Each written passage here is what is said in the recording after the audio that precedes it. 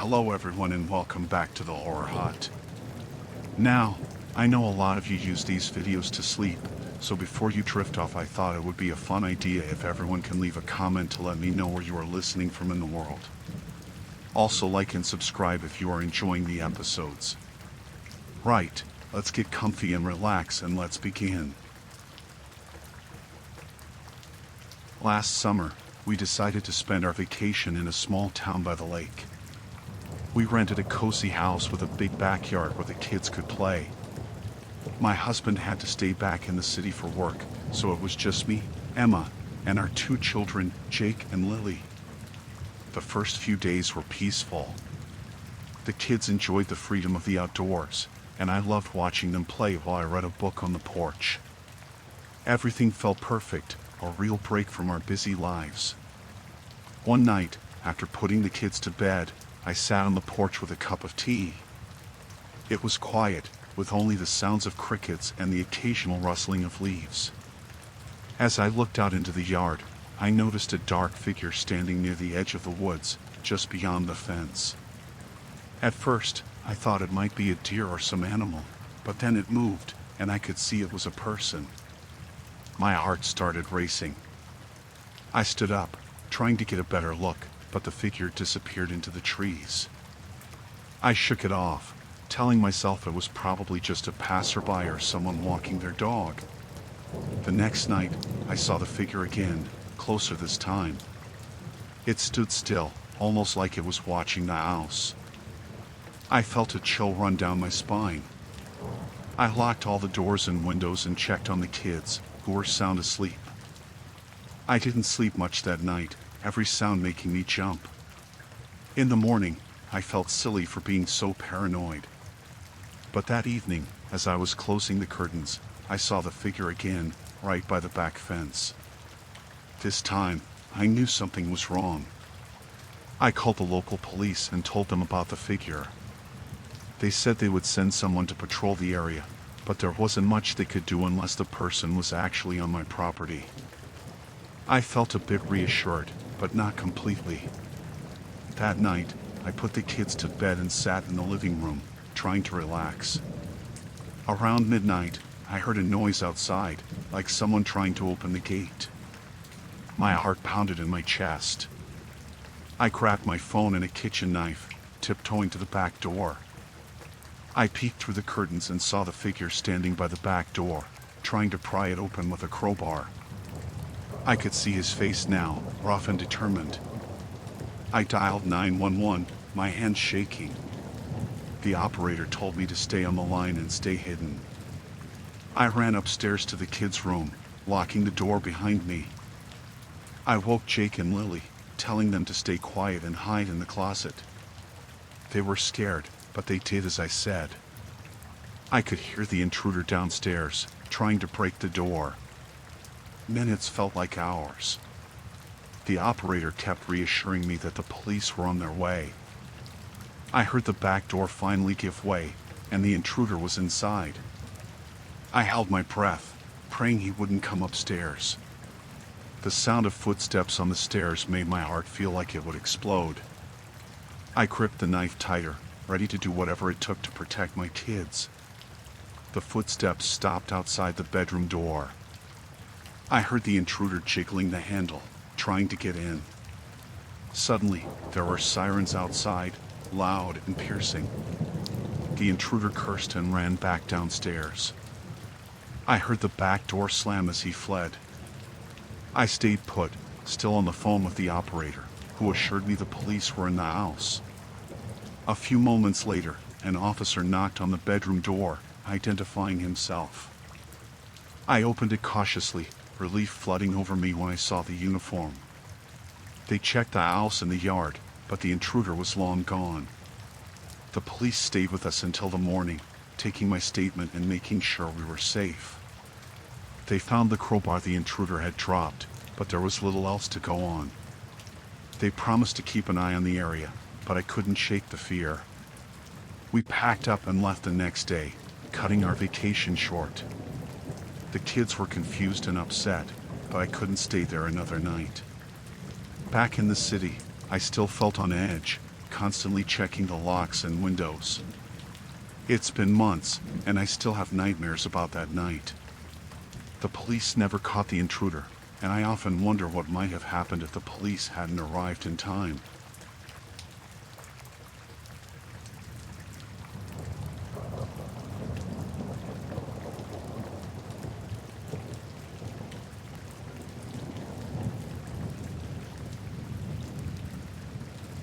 I was driving to my cabin for a summer getaway, looking forward to a few days of peace and quiet. The sun was setting, painting the sky with hues of orange and pink. About an hour away from my destination, I saw a man standing by the side of the road with his thumb out. He looked harmless enough, a backpack slung over one shoulder and a tired look on his face. I thought about all the times I'd seen people stranded and how a little help could go a long way. So, I pulled over and rolled down the window. "Need a ride?" I asked. He smiled and nodded, thanking me as he climbed in. His name was Dave, and he said he was heading to the next town over. We chatted a bit, and he seemed friendly, talking about his travels and how he was trying to get home. About 20 minutes into the drive, I noticed a change in his demeanor. His answers became shorter, and he started fidgeting with his backpack. I asked if everything was all right, and he assured me it was, but I could feel the tension building. He began asking me strange questions. Did I live alone? Was anyone expecting me? I tried to brush it off, but my unease grew. I kept my eyes on the road, but my mind was racing with thoughts of how to handle the situation. As we neared a rest stop, I told him I needed to use the restroom. He insisted on coming with me, saying he needed a break too. My gut told me something was off, but I couldn't refuse without raising suspicion. We both got out of the car, and I quickly went into the restroom. Inside, I tried to think of a plan. I decided to text my friend, just in case. I typed out a quick message explaining the situation and sent my location. When I came out, Dave was leaning against the car, his eyes cold and calculating. We got back on the road, and the atmosphere was tense. He started talking again, but this time his words were darker. He spoke about his past, hinting at violent encounters and how he didn't trust people. My hands gripped the steering wheel tightly as I listened. He reached into his backpack, and my heart stopped. He pulled out a knife, casually playing with it as he spoke. "You know, Mark, people aren't always what they seem," he said, looking at me with a sinister smile. I forced myself to stay calm. I told him I understood and tried to keep the conversation light. Inside, I was panicking, trying to figure out how to get out of this alive. The nearest town was still miles away, and I didn't know if I could make it. Suddenly, he asked me to pull over. There was a small, deserted road ahead, and he wanted me to take it. I had no choice but to comply, praying for a miracle. The road was dark and narrow, leading deeper into the woods. My heart pounded in my chest. I slowed down, pretending to look for a place to stop. As soon as I saw an opportunity, I slammed on the brakes and jumped out of the car, running as fast as I could into the woods. I heard him shouting behind me, but I didn't look back. Branches scratched my face and arms, but I kept running, my breath coming in ragged gasps. I could hear him crashing through the underbrush, getting closer. I needed to find a place to hide. Up ahead, I saw a fallen tree and duck behind it. I lay there, trying to stay as quiet as possible. I could hear his footsteps getting closer, his voice calling out, taunting me. My heart felt like it would burst out of my chest. I clenched my fists, willing myself to stay calm. After what felt like hours, the sounds began to fade. I stayed hidden, not daring to move until I was sure he was gone. When I finally felt it was safe, I crept out from behind the tree and made my way back to the road. My car was still there, the driver's door open. I looked around, but there was no sign of Dave. I got in and locked the doors, my hands trembling as I started the engine. I drove to the nearest town, not stopping until I reached the police station. I told them everything, and they sent out a search party. They never found him, but they did find his backpack in the woods, filled with stolen items and evidence of his violent past. The officer told me I was lucky to be alive. I never picked up another hitchhiker after that.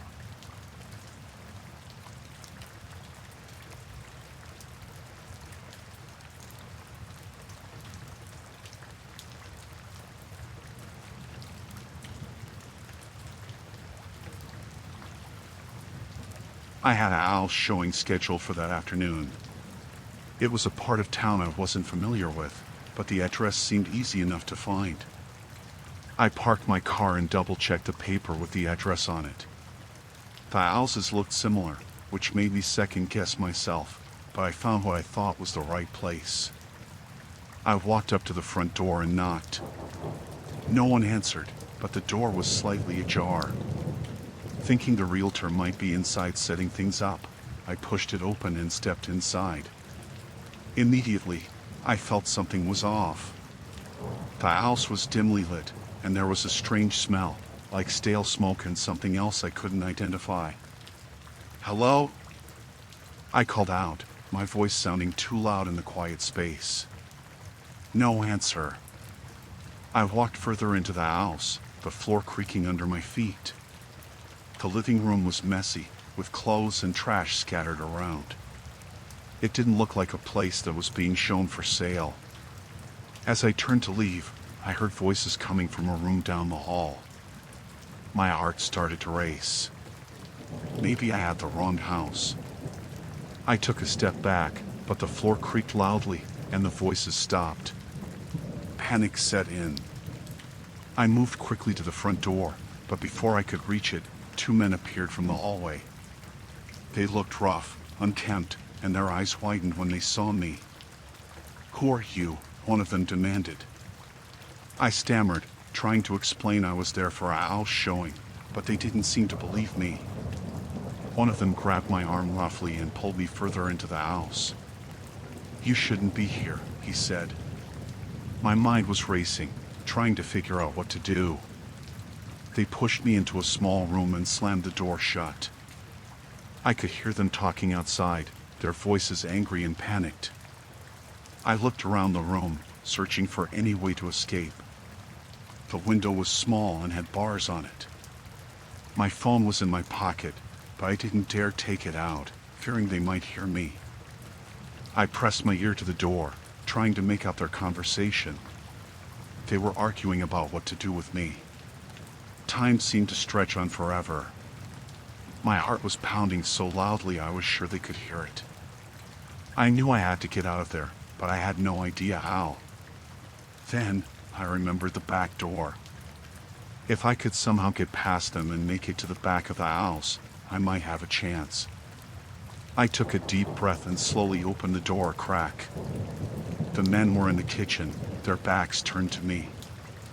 I slipped out of the room and crept down the hall, staying as quiet as possible. Every step felt like it took an eternity. I finally reached the back door and prayed it wasn't locked. It wasn't. I eased it open and slipped outside, closing it softly behind me. I started running, not caring if they heard me now. My car was parked a few houses down, and I sprinted towards it, my legs feeling like they were made of lead. I could hear shouting behind me, but I didn't look back. I reached my car and fumbled with the keys, my hands shaking. I finally got the door open, jumped in, and started the engine. As I sped away, I saw the 2 men running out of the house, but they didn't follow me. My heart was still racing as I drove away, not stopping until I was miles from that place. I pulled over to the side of the road, my hands gripping the steering wheel tightly. I took deep breaths, trying to calm down. I called the realtor to explain what happened and learned I had indeed gone to the wrong address. She was shocked and urged me to go to the police. I did go to the police, but I never heard what happened after that. I was too shaken to follow up. The thought of what could have happened still haunts me. I was just there for a house showing, and it turned into a nightmare. I learned to be more careful and double-check addresses after that. It was a close call, one I never want to experience again.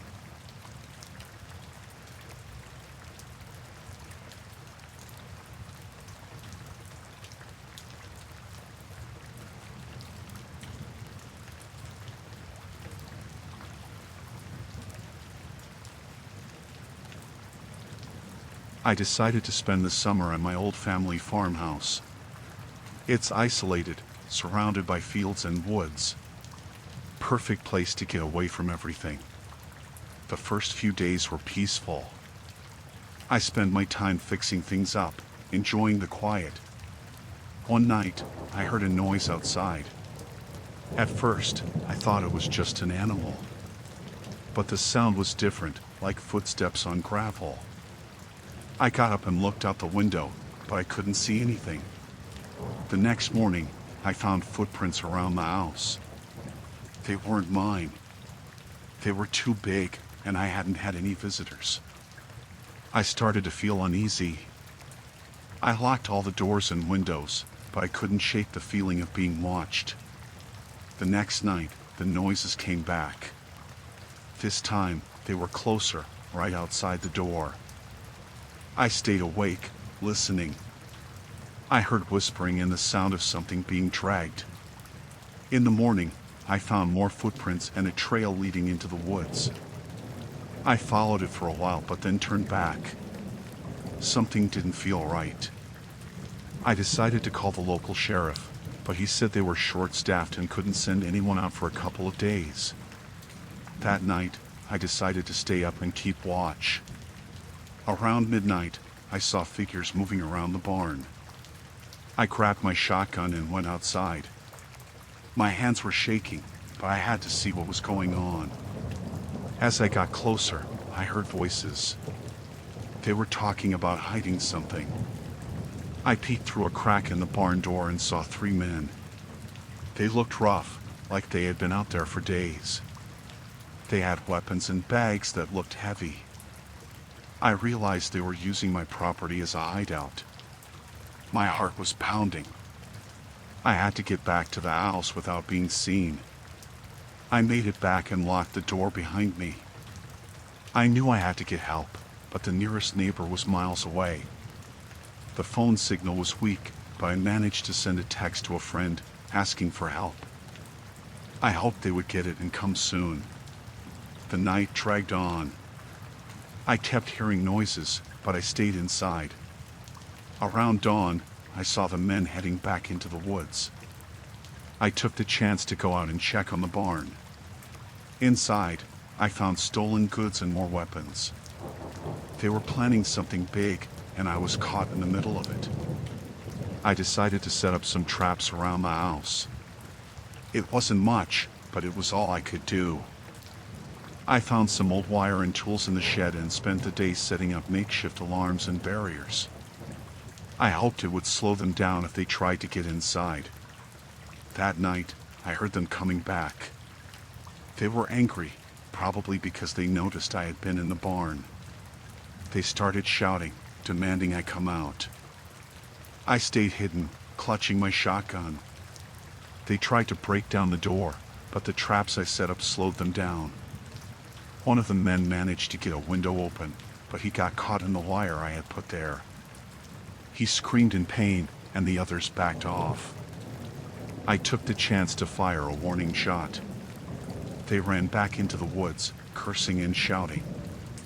I knew they would be back, and I didn't have much time. I barricaded the doors and windows even more. My friends still hadn't shown up, and I was starting to lose hope. I stayed awake, listening for any sign of them returning. Around midnight, I heard footsteps again. This time, they were quieter, like they were trying to sneak up on me. I held my breath and waited. They reached the door and tried to force it open. The traps held for a while, but I knew they wouldn't last. I fired another shot through the door, and they backed off again. This time, I heard sirens in the distance. My friend had come through. The men panicked and ran into the woods. I stayed put until the sheriff and his deputies arrived. They searched the property and found the stolen goods in the barn. They told me the men were part of a gang that had been on the run for weeks. They were wanted for robbery and other crimes. The sheriff assured me they would be caught. I spent the rest of the night with the deputies, giving my statement. I was exhausted but relieved. The next day, I packed up and left the farmhouse. I couldn't stay there after what happened. It was supposed to be a peaceful getaway, but it turned into a nightmare. I still think about that summer sometimes. The feeling of being watched, the fear of what might happen.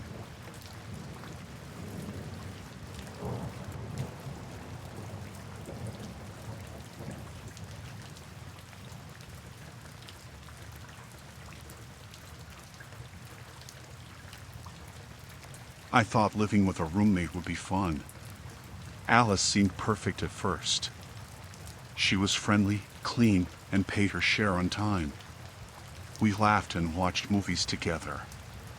Things were great for the first few weeks. But then, I started noticing little things.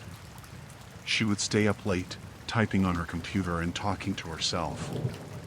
When I asked, she said it was work. It seemed harmless. Everyone talks to themselves sometimes, right? One night, I woke up to a strange noise. It was a muffled thump coming from Alice's room. I got up to check on her. Her door was slightly open, so I peeked inside. She was sitting on her bed, staring at the wall. There were pictures everywhere. Pictures of people I didn't know, taped to the walls, scattered on the floor. She looked up suddenly, and I quickly went back to my room, pretending I hadn't seen anything. The next day, she acted like nothing was wrong. I didn't mention what I saw. Maybe she was just a little weird, I thought. Everyone has their quirks. But then, I started finding things out of place in my room. A drawer slightly open, my laptop moved, papers shifted. I knew it wasn't me. One day, I came home early from work and heard Alice in my room. I stood outside, listening. She was muttering, talking to herself again. I couldn't make out the words. When I opened the door, she was just sitting on my bed, smiling. She said she was looking for a book I borrowed. I hadn't borrowed any book. I started locking my door at night. It felt paranoid, but I didn't feel safe. One night, I woke up to the sound of my doorknob turning. Someone was trying to open it. My heart pounded. I stayed still, holding my breath. After a few minutes, it stopped. I heard footsteps walking away. The next morning, Alice was cheerful as usual, but there was something off about her smile. I decided to do some digging. When she went out, I went into her room. It was neat and tidy, but the pictures were still there. They were of different people, taken from a distance. Some looked like they didn't even know they were being photographed. In her closet, I found a box with more photos and notes. Detailed notes about the people in the pictures. Their routines, where they worked, who they talked to. It was creepy. I put everything back and left quickly. I didn't know what to do. I thought about calling the police, but what would I say? My roommate is weird and has pictures. I decided to confront her. That night, after dinner, I asked her about the pictures. She laughed it off, said it was a hobby, just people watching. But there was a coldness in her eyes I hadn't seen before. That night, I couldn't sleep. I kept hearing noises. I got up to get some water and saw a light coming from under her door. Curiosity got the better of me. I knocked lightly, but there was no answer. The door was unlocked, so I opened it. Alice was sitting at her desk, writing furiously. She didn't hear me come in. I saw a name on the paper, my name. She was writing about me. My routine, where I went, who I talked to. There were pictures of me too, taken without me knowing. I backed out of the room and went straight to mine. I locked the door and tried to think. I had to get out. This was more than weird, it was dangerous. I packed a bag quietly, planning to leave first thing in the morning. But then, I heard her outside my door. She was whispering, talking to herself. My heart raced. She knew I had seen her notes. The doorknob turned again. This time, it didn't stop. The door shook as she tried to force it open. I grabbed my phone and called the police. I tried to keep my voice steady, but I was shaking. I told them someone was trying to break into my room. They said they would send someone over. Alice started shouting, banging on the door. She was calling my name, telling me to open up. I moved a chair against the door, trying to keep her out. The banging got louder, more frantic. I was terrified. The police arrived just in time. They took Alice away. She was screaming and fighting them. I showed them her room, the pictures, the notes. They told me I did the right thing. I moved out the next day. I couldn't stay there anymore.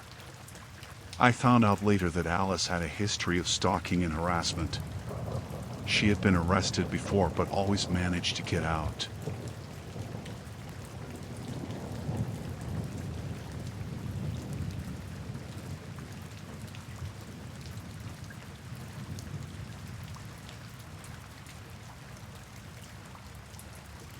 I was working the night shift in the ER. It was just another busy night, people coming in with all sorts of injuries and ailments. The usual chaos, nothing I couldn't handle. I had just finished stitching up a kid who had cut his hand on a broken bottle when the ambulance brought in a new patient. The paramedics wheeled in a man, around 30 years old, with blood all over him.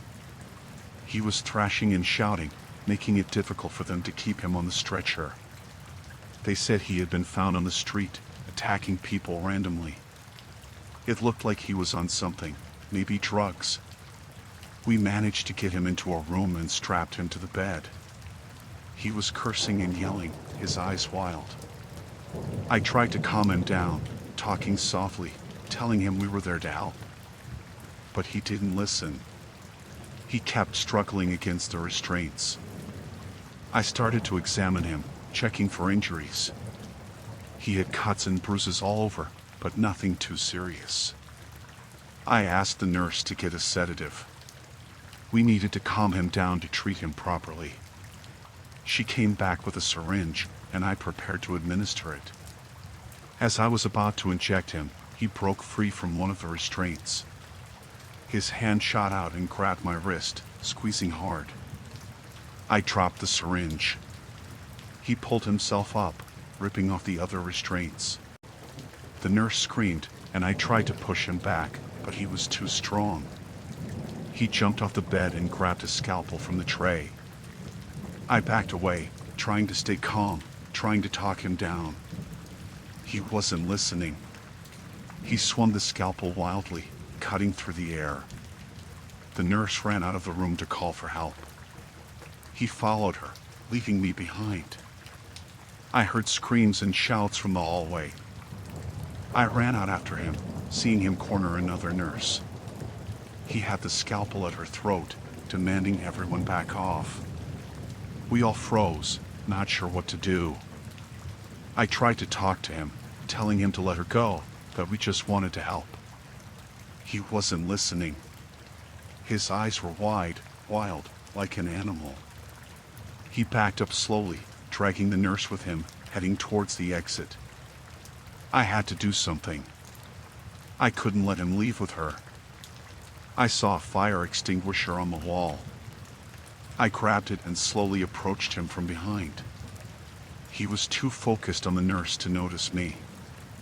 I raised the extinguisher and brought it down on his head as hard as I could. He dropped the scalpel and fell to the floor, unconscious. The nurse ran to safety. I checked his pulse, making sure he was still alive. The security team arrived, and we restrained him again, making sure he couldn't break free this time. The police arrived soon after and took him away. They said he had been involved in several violent incidents that night, attacking people at random. They would take him to a secure facility to get the help he needed. I was shaken. I had never been in a situation like that before. The rest of the night was a blur. I kept thinking about what could have happened, how much worse it could have been. We were lucky no one was seriously hurt. The next day, I went back to work, trying to put it behind me. But it was hard. Every time I saw a patient, I wondered if they would turn violent too. I was more cautious, more on edge. I talked to my colleagues about what happened. We all agreed that we needed better security, better training for dealing with violent patients. The hospital administration promised to make changes, but I wasn't sure if it would be enough. I still think about that night sometimes, especially when I'm working late. It's made me more aware of how dangerous our job can be. We're there to help people, but sometimes they don't want our help. And sometimes they're too far gone to even understand what they're doing. I'm just glad I was able to protect my colleagues and the other patients that night. It could have been so much worse. But it's something I'll never forget.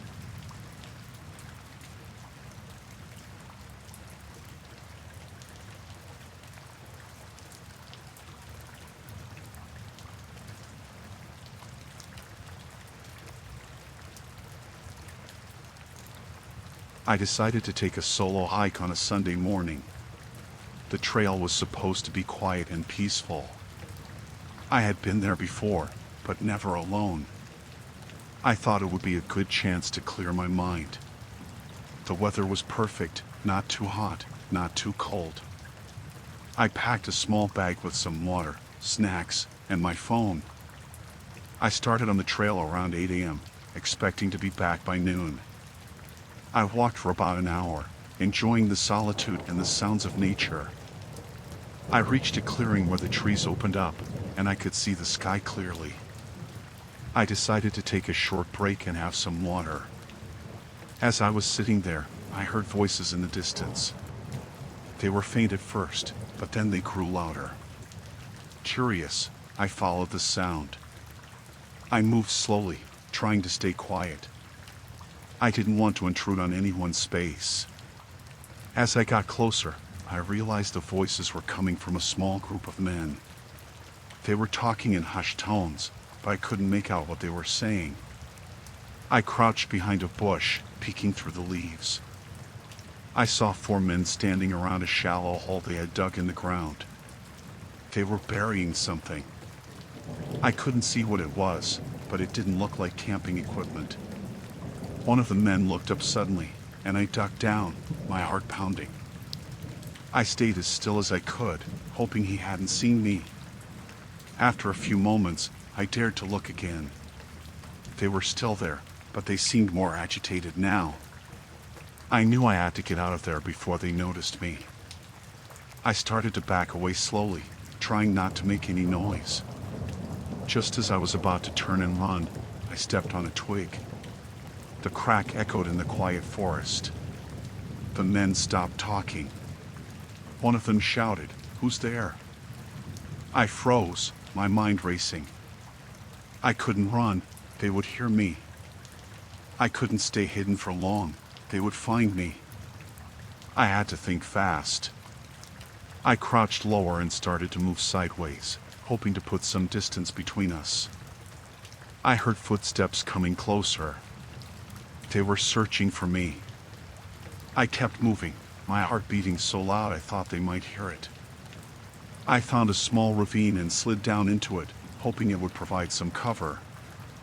I stayed there, hidden among the rocks and bushes, listening to their voices getting closer and then fading away. I waited for what felt like hours, but it was probably only minutes. When I was sure they were gone, I climbed out of the ravine and started to make my way back to the trail. I moved as quietly as I could, constantly looking over my shoulder. Every sound made me jump. I felt like they were watching me, even though I couldn't see them. I finally reached the trail and started to run. I didn't stop until I was back at the parking lot. I jumped into my car and locked the doors, my hands shaking as I fumbled with the keys. I drove away, not looking back. When I got home, I called the police and told them what I had seen. They took my statement and said they would investigate. I didn't tell anyone else about it. I didn't want to relive the fear. For weeks after, I couldn't stop thinking about those men and what they were doing. I had nightmares about being chased through the forest, about being caught. I kept my doors locked and stayed away from the windows. The police never found the men. They said they found evidence of a crime, but they wouldn't tell me more. I tried to move on, but it was hard. Every time I heard a noise at night, I jumped. Every time I went hiking, I felt like someone was watching me. I don't go hiking alone anymore. I can't shake the feeling that they're still out there, somewhere, and that they know I saw them. I don't know what they were burying, but I'm glad I didn't find out. I'm trying to live my life as normally as I can, but that day changed me.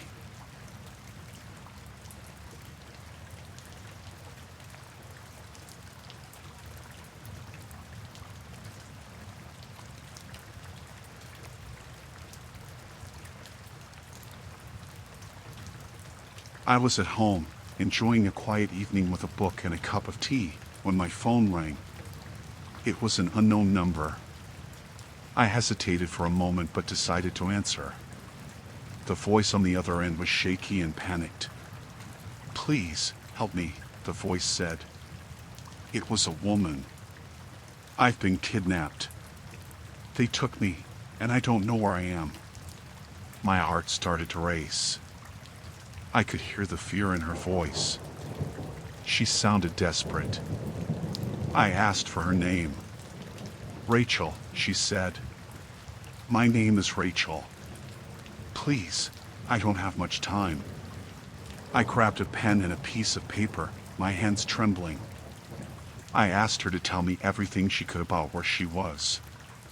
"It's dark," she said. "I'm in some kind of basement. There are no windows. I can hear water dripping somewhere." I asked if she could describe anything else. She mentioned a strong smell, like mold or damp wood. I told her to stay calm and that I would find help. I hung up and immediately called the police. I explained the situation to them, giving them all the details Rachel had told me. They said they would trace the call and send someone over to my place to get more information. While waiting for the police, my phone rang again. It was Rachel. She sounded even more scared now. "They're coming back," she whispered. "Please, you have to hurry." I told her to stay quiet and hide the phone. She said she would try. Then the line went dead. The police arrived soon after. I repeated everything to them. They were already working on tracing the call, but they said it would take time. They asked me to stay by the phone in case Rachel called again. I couldn't sit still. I paced around the room, feeling helpless. Minutes felt like hours. I kept glancing at the clock, hoping for another call. Finally, the phone rang again. It was Rachel. She was crying now. She said they had left the room but would be back soon. "I found something," she said. "A box of old newspapers. The top one has a date from last month and a name, Foster Mill Road." I told the police, and they immediately started checking the location. They said it was an abandoned mill on the outskirts of town. I stayed on the phone with Rachel, trying to keep her calm. I could hear the fear in her voice, and it broke my heart. She said she could hear footsteps above her, and I told her to stay as quiet as possible. The police left for the mail, and I waited, praying they would find her in time. I kept talking to Rachel, reassuring her that help was on the way. After what felt like an eternity, I heard sirens in the background of her call. Rachel said she could hear them too. She started crying tears of relief. "They're here," she said. "I can hear them." The next few minutes were a blur. I heard voices and then the sound of the phone being fumbled. A police officer came on the line and told me they had found her. Rachel was safe. I let out a breath I didn't realize I had been holding. The officer thanked me for my help and said they would take it from there. I hung up the phone, feeling a mix of relief and exhaustion. I sat down, my legs feeling weak. I couldn't believe what had just happened. Later, I learned that Rachel had been kidnapped by a man who had a history of such crimes. She had managed to get hold of his phone when he wasn't looking. The police arrested him, and Rachel was reunited with her family. That night, I couldn't sleep. Every time I closed my eyes, I heard Rachel's panicked voice. But I was glad I had answered that call. It had made a difference.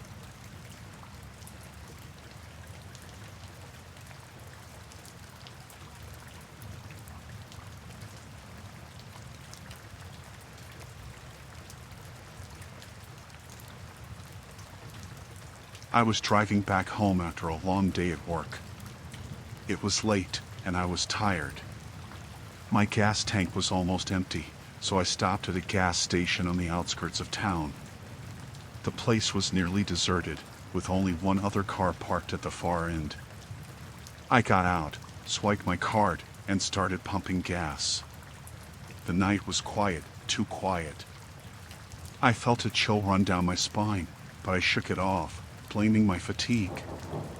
I glanced around, seeing no one, and continued filling my tank. Suddenly, I heard footsteps behind me.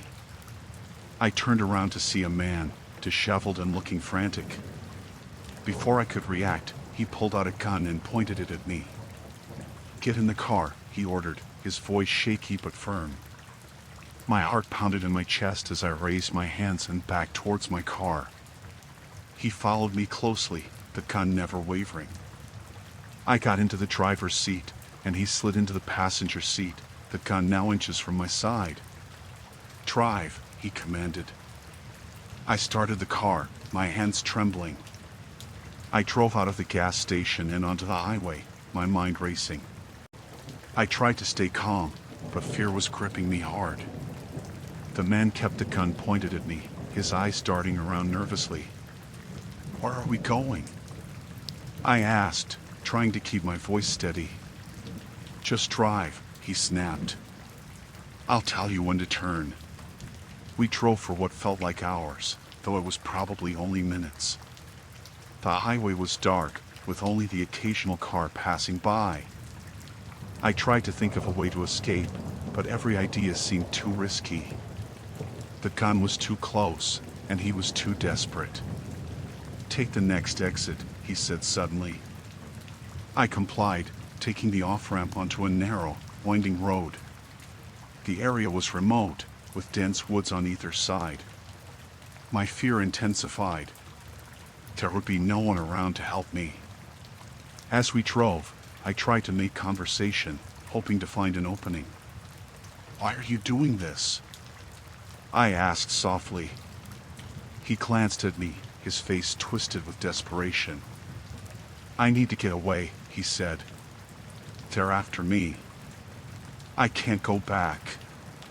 "Who's after you?" I asked, trying to keep him talking. "None of your business," he snapped. "Just keep driving." I decided to keep quiet and focus on the road. The man seemed unstable, and I didn't want to provoke him. As we continued, I noticed a rest stop up ahead. An idea formed in my mind. It was risky, but it might be my only chance. "I need to use the bathroom," I said, trying to sound casual. He eyed me suspiciously. You think I'm stupid? No, I replied quickly. I just really need to go. You can keep the gun on me the whole time. He seemed to consider this for a moment before nodding. Fine. But no funny business. I pulled into the rest stop and parked near the entrance. He kept the gun trained on me as we got out of the car and walked towards the restrooms. My heart was pounding, and I was trying to figure out my next move. Inside the restroom, I saw a small window near the ceiling. It was a long shot, but I had to try. I turned to the man. Look, I can't go with you watching, I said, trying to sound embarrassed. He hesitated, then nodded and stepped outside the door, leaving it slightly ajar. I quickly climbed onto the sink and pushed the window open. It was a tight fit, but I managed to squeeze through and drop to the ground outside. I started running towards the highway, not looking back. My breath was ragged, and my heart felt like it would burst out of my chest. I heard a shout behind me and knew he had discovered my escape. I reached the highway and saw a car approaching. I waved frantically, praying they would stop. The car slowed down, and I ran to the driver's side, shouting for help. The driver, an older man, looked startled but unlocked the door. I jumped in, shouting for him to drive. He hesitated for a moment but then sped off. I looked back and saw my captor running after us, but he quickly disappeared from view. I told the driver everything, my voice trembling. He drove me to the nearest police station, where I reported the incident. The police took my statement and promised to search for the man.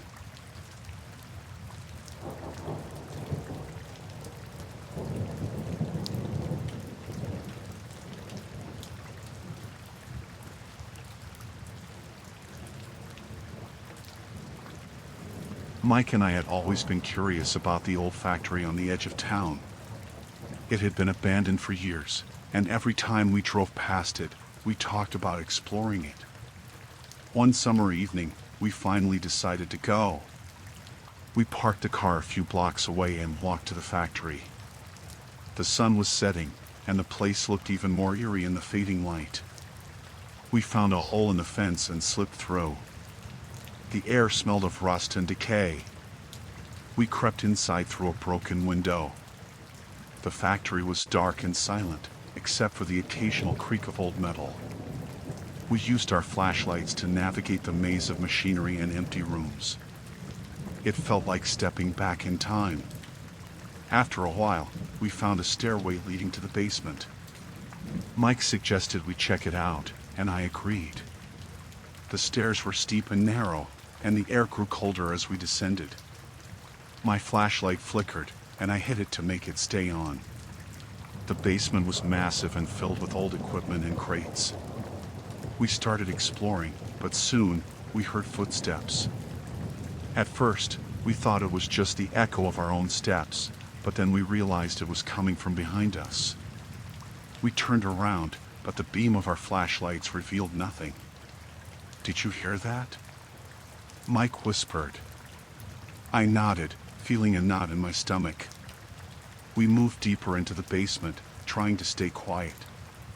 We reached a large room with a heavy metal door. It was slightly ajar, and we squeezed through.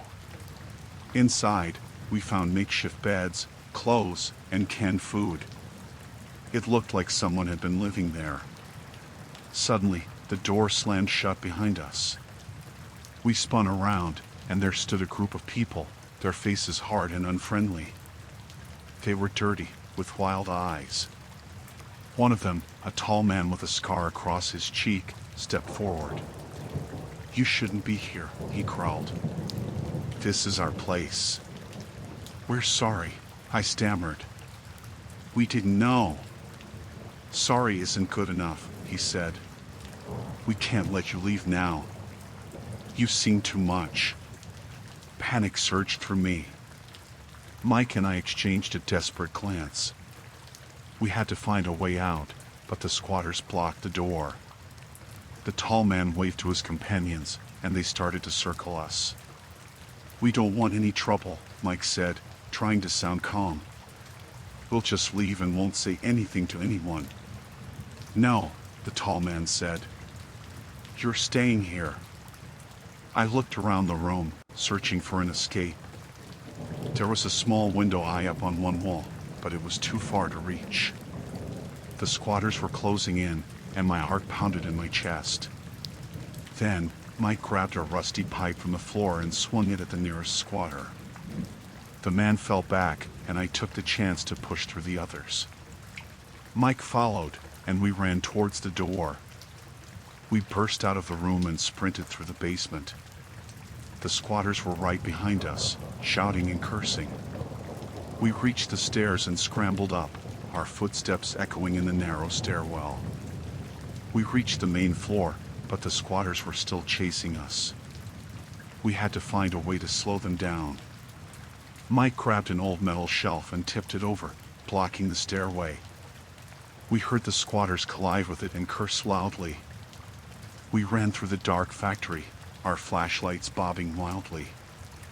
We found the window we had entered through and squeezed out, cutting ourselves on the broken glass. We didn't stop running until we reached the car. We jumped in and sped away, not daring to look back. My hands were shaking, and Mike's face was pale. We drove in silence, the factory receding into the night behind us. When we finally stopped, we sat in the car, trying to catch our breath. We had narrowly escaped, but the fear still gripped us. We had seen a side of life we never knew existed, and it had changed us. We never spoke of that night again, and we never went back to the factory.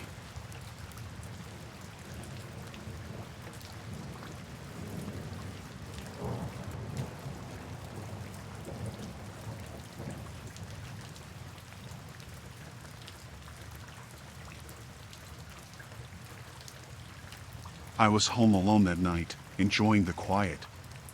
My parents were out of town, and I had the house to myself. I had just finished a movie and decided to head to bed. As I was turning off the lights downstairs, I heard a noise. It was faint, but it sounded like glass breaking. My heart started pounding. I tried to convince myself it was nothing, maybe a tree branch or something outside. But then I heard it again, louder this time. It was definitely coming from inside the house. I froze, listening carefully. The sound of footsteps followed, soft but unmistakable. I panicked. My phone was upstairs in my room, charging. I needed to get to it without making a sound. I crept up the stairs, avoiding the spots that creaked. Each step felt like it took forever. When I reached my room, I quietly closed the door and locked it. I grabbed my phone and dialed 911, but I kept the line open without speaking. I could hear the burglars moving through the house. They were talking to each other in low voices, and I could hear drawers being opened and things being moved around.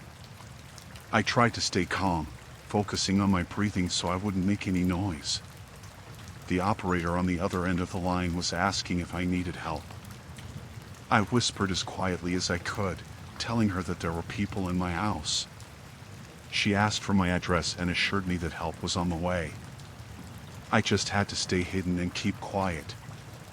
I hid in my closet, hoping they wouldn't come upstairs. The house was old, and every sound seemed magnified. I could hear them rummaging through the living room and then moving towards the kitchen. One of them laughed, a harsh sound that made my blood run cold. Minutes felt like hours. I listened as they moved through the house, coming closer to the stairs. My hands were shaking, and I was trying not to cry. I thought about calling my parents, but I didn't want to make any more noise than necessary. Then, I heard them coming up the stairs. The floorboards creaked under their weight. They were getting closer to my room. I held my breath, praying they wouldn't try to open the door. They paused outside my door, and I could hear them talking, but I couldn't make out the words. One of them tried the handle, but it was locked. He rattled it a bit, and then there was silence. I was terrified they would break the door down. I clutched my phone, ready to scream if they got inside. After what felt like an eternity, they moved on to the other rooms. I could hear them searching my parents' room, throwing things around. They were looking for valuables, I guessed. I stayed in the closet, afraid to move. The operator was still on the line, and I could hear her telling me to stay calm, that the police were almost there. Then, I heard a sound that made my heart leap with hope: sirens. The burglars must have heard it too because they started panicking. I heard them running down the stairs, their footsteps loud and frantic. They were trying to get out before the police arrived. I stayed hidden until I heard the front door burst open and the police shouting. There was a scuffle, and then things went quiet. I didn't come out until I heard a knock on my bedroom door and a voice saying it was the police. I unlocked the door and stepped out, my legs feeling like jelly. The officers were there, and they told me it was safe now. They had caught one of the burglars, but the other had gotten away. They took my statement and reassured me that they would catch the other guy. I called my parents and told them what had happened. They were frantic and said they were coming home right away. The police stayed with me until they arrived. I couldn't stop shaking, even after the officers left and my parents were with me. That night changed everything. I never thought something like that could happen to me. The burglars had broken a window in the back to get in. The police said it was likely a random break-in, just bad luck. I kept thinking about what could have happened if they had found me. I couldn't sleep for days, jumping at every little noise. My parents had the locks changed and installed a security system. It helped a little, but I still felt uneasy. The experience left a mark on me, a constant reminder of how vulnerable I was. Eventually, they caught the other burglar. He was trying to pawn some of the things they had stolen.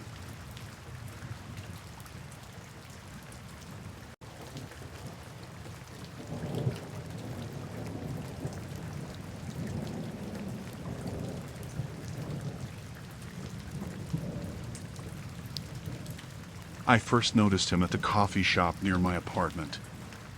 I was sitting by the window, enjoying my latte, when I saw him standing across the street. He was looking right at me. At first, I thought it was a coincidence, but then I saw him again the next day. The third time, he was outside my gym. I had just finished my workout and was heading to my car when I saw him leaning against a lamppost, staring. My heart started pounding. I told myself I was being paranoid, but something about the way he watched me felt off. That night, I couldn't sleep. Every creak and rustle made me jump.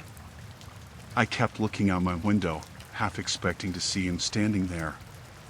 The next morning, I decided to change my routine.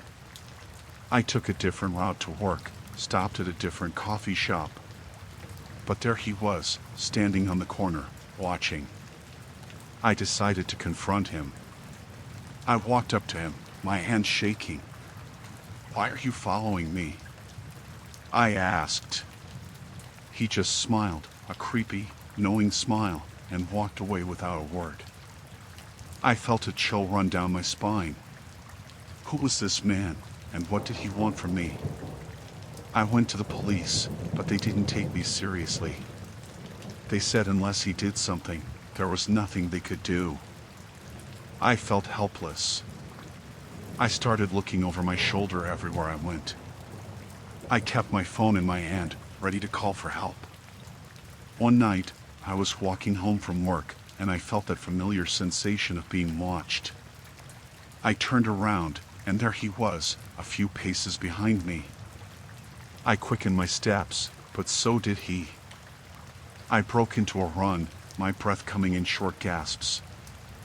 I ran into my building and slammed the door behind me, my heart racing.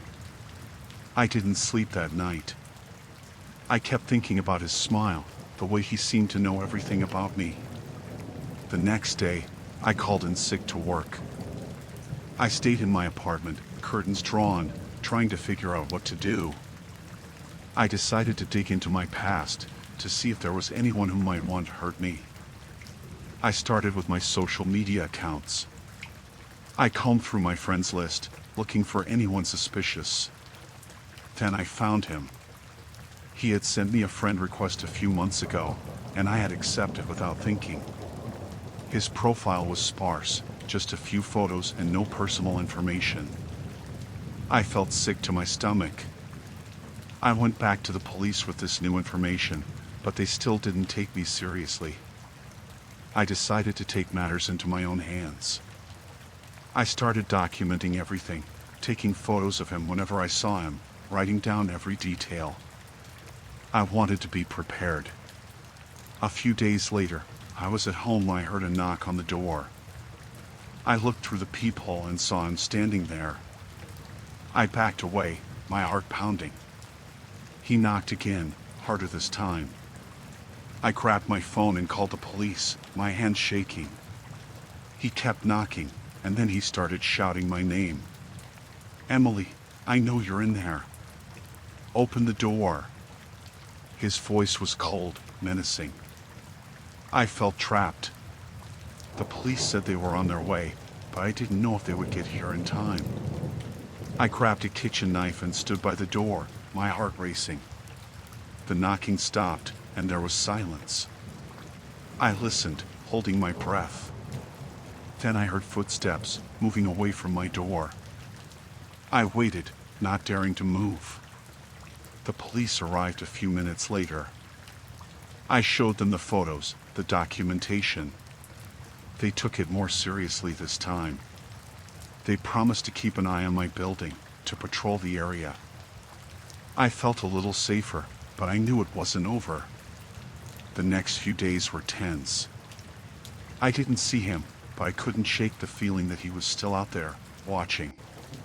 Then, one night, I woke up to the sound of my phone ringing. It was an unknown number. I answered, and there was silence on the other end. "Who is this?" I demanded. There was a pause, and then a familiar voice. "You can't hide from me, Emily." I felt a cold chill run down my spine. He knew my number. I hung up and called the police again. They traced the call but couldn't find anything. I decided to leave town for a while. I packed a bag and stayed with a friend in another city. I didn't tell anyone where I was going. I needed to feel safe again. For a few days, I was constantly looking over my shoulder, but there was no sign of him. A week later, I returned home. The police had increased their patrols, and I felt a little better. But I knew I couldn't let my guard down. I continued to document everything, to be prepared. I installed security cameras around my apartment and changed all my locks. Then one day, I received a package. There was no return address. I opened it cautiously and found a small note inside. It read, "I'll always be watching." I felt a wave of fear wash over me. He was still out there, still watching. I took the note to the police. They said they would do everything they could to find him, but I could see the doubt in their eyes. I knew I had to be vigilant to protect myself. I couldn't let fear control my life. Months passed, and there was no sign of him. I started to relax, to feel a little safer. But I never forgot the fear, the feeling of being watched. I learned to be more cautious, to trust my instincts. I knew he could come back at any time. Then, one night, I heard a noise outside my window. I looked out and saw him standing there, watching me. My heart raced, but I didn't panic. I called the police and grabbed my knife. I knew I had to be strong. The police arrived quickly and caught him. He was arrested and charged with stalking. I felt a sense of relief, but also a lingering fear. I knew I had to be careful, to always be aware of my surroundings. In the end, I survived. I learned to be strong, to protect myself. I knew that fear would always be a part of my life, but I wouldn't let it control me.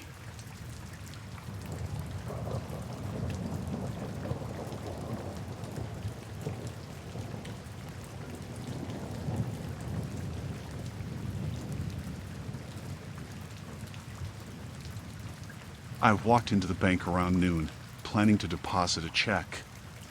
The line was short, just a couple of people ahead of me. I stood there, looking at my phone, not paying much attention. Then I heard the door slam behind me.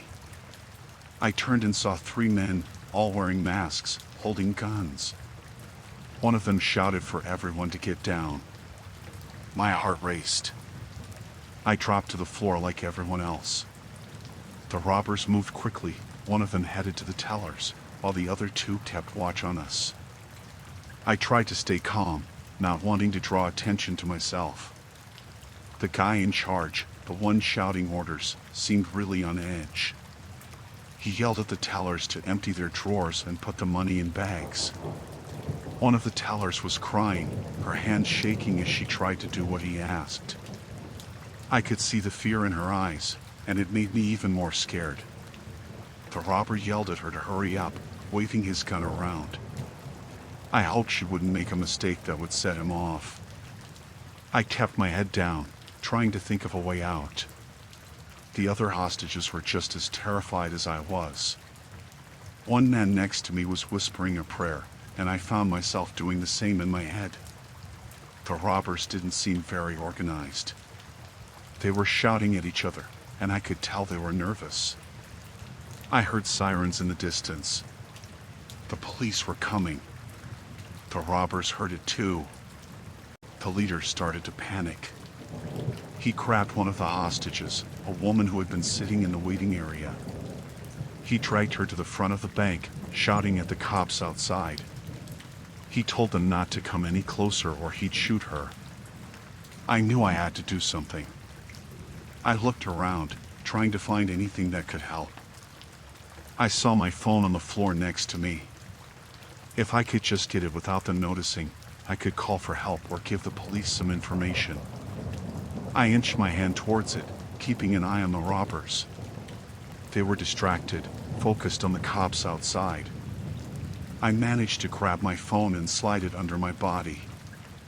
I dialed 911, whispering into the phone about the situation. I told them about the number of robbers, their guns, and the fact that they had hostages. The operator told me to stay on the line and keep giving updates if I could. I kept my voice as low as possible, hoping they wouldn't notice. The police tried to negotiate with the robbers, telling them to let the hostages go. The leader shouted back, refusing their demands. He was getting more agitated by the minute. I could see the tension rising, and I knew it was only a matter of time before something snapped. I needed a plan. I looked around again, this time noticing the layout of the bank. There was a door behind the teller's counter that led to the back offices. If I could somehow get to it, I might be able to find a way out or at least hide until this was over. But I couldn't just run for it. I had to be smart. I whispered into the phone again, telling the operator about my idea. She said to stay put, that the police were trying to come up with a plan to get us out safely. I felt a bit of relief knowing they were working on it, but I knew I had to be ready to move if things went bad. The leader of the robbers was pacing now, shouting more threats. The woman he had grabbed was crying, begging for her life. It was hard to watch, but I couldn't look away. I needed to know what was happening. One of the other robbers walked over to the rest of us, his eyes scanning the room. I held my breath, praying he wouldn't notice anything off. He stopped in front of me, looking down. My heart nearly stopped. He leaned in, and I thought for sure I was done for. But then he just grabbed a bag from the floor and walked away. I let out a silent sigh of relief. I knew I was on borrowed time.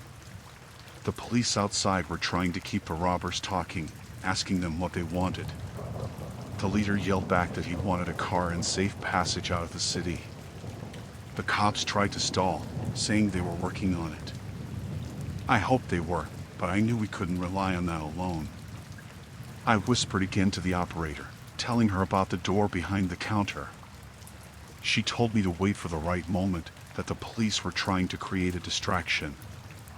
I didn't know what they had planned, but I hoped it would work.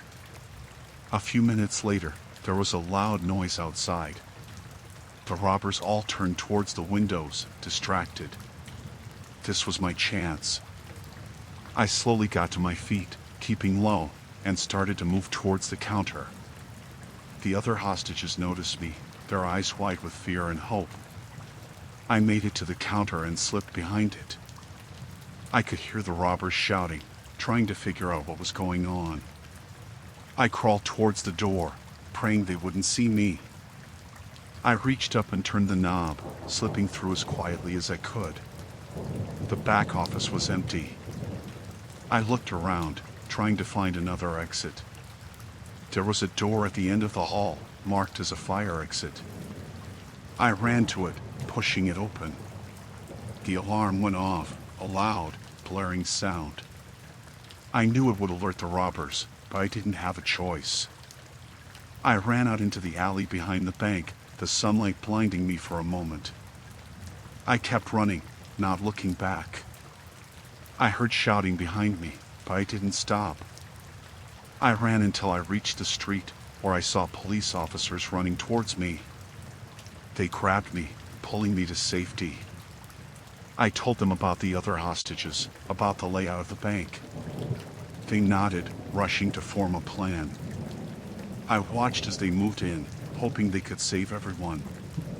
My heart was still racing, but I felt a sense of relief knowing I had done something to help. It felt like hours, but it was probably only minutes before I saw the hostages being let out by the police. They looked shaken, but they were alive. The robbers were caught, taken away in handcuffs. I felt a wave of relief wash over me. The police thanked me for my help, saying my information had been crucial. I nodded, feeling exhausted. I knew it would take time to process everything that had happened, but I was just glad it was over. I went home that night, still feeling the adrenaline in my veins. I knew I had been lucky, that things could have ended much worse. But I also knew that I had done the right thing, that I had helped save lives. In the end, I learned that even in the scariest moments, it's important to stay calm and think clearly. It might just save your life.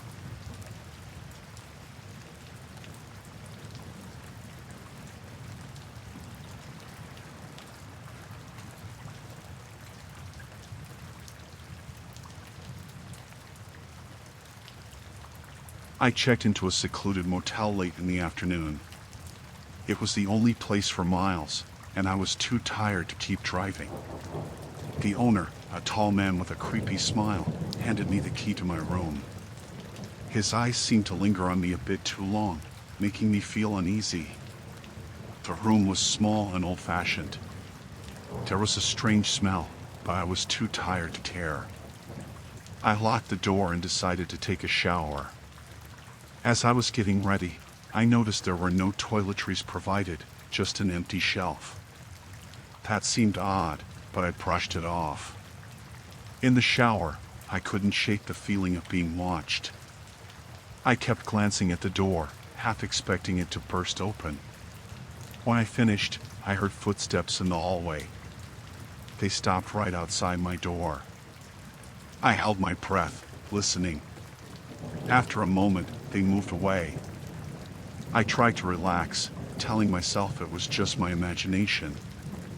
I lay on the bed, scrolling through my phone, but I couldn't shake the uneasy feeling. The silence was thick, almost oppressive. Every creak and groan of the building made me jump. I decided to check the windows. They were old and dusty, and when I tried to open one, it wouldn't budge. The lock was rusty, and it seemed like it hadn't been opened in years. That's when I noticed the bars on the outside. My heart started to race. I went to the door and double-checked the lock. I pushed a chair against it for good measure. I felt trapped. I tried to call a friend, but there was no signal. The Wi-Fi was down too. I was completely cut off. I heard footsteps again. This time, they stopped in front of my door and didn't move. I saw the shadow of feet under the door. My mind raced. Why were they just standing there? I grabbed a lamp, the only weapon I could find, and stood ready. The shadow moved, and I heard the sound of keys. The door handle jiggled. I felt my stomach drop. Someone was trying to get in. I shouted, telling them to go away, but the handle kept moving. I raised the lamp, ready to defend myself. Then it stopped. Silence. I waited, my heart pounding in my ears. After what felt like an eternity, I heard the footsteps move away. I lowered the lamp, my hands shaking. I needed to get out of there. I packed my bag quickly, grabbing only what I needed. I knew I couldn't leave through the door, so I checked the bathroom window. It was small, but I thought I could squeeze through. I pushed it open and climbed out, falling into the bushes below. I ran to my car, trying to stay quiet. I glanced back at the motel and saw the owner standing at the entrance, watching me. His smile was gone, replaced by a look of cold anger. I fumbled with my keys, my hands trembling. The engine roared to life, and I sped out of the parking lot. I didn't look back. I drove until I reached a town and found a police station. I told them everything, but when they went to check the motel, they found it empty. The owner was gone. They said I was lucky to have escaped. They found evidence of other guests who hadn't been so fortunate. I couldn't stop shaking. I knew I had come close to being one of them. I couldn't believe how close I had come to a real nightmare. For weeks, I had trouble sleeping. Every time I closed my eyes, I saw the owner's face, heard the footsteps outside my door. I was always looking over my shoulder, feeling like he was still out there, watching. I eventually moved to a new city, trying to start fresh. I still have moments of fear, especially at night. But I remind myself that I survived. I got out. I learned to trust my instincts, to listen to that feeling in my gut. I never stayed in a motel again. Even the thought of it makes me anxious. I stick to well-known hotels now, always checking the locks and windows. It's something that will stay with me forever.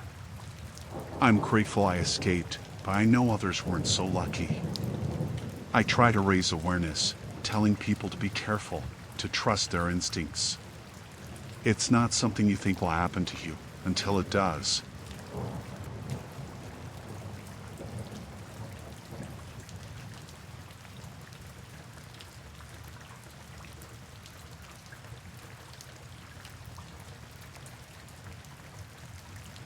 Jake and I had planned our camping trip for months. We were both excited to escape the city and spend a weekend in the quiet of the woods. We found a spot deep in the forest, far from any roads or other campers. It was perfect. We set up our tent, made a fire, and settled in for the night. The first night was peaceful. We sat by the fire, talking and laughing until late. The stars were so bright, and the air was so fresh. It felt like a dream.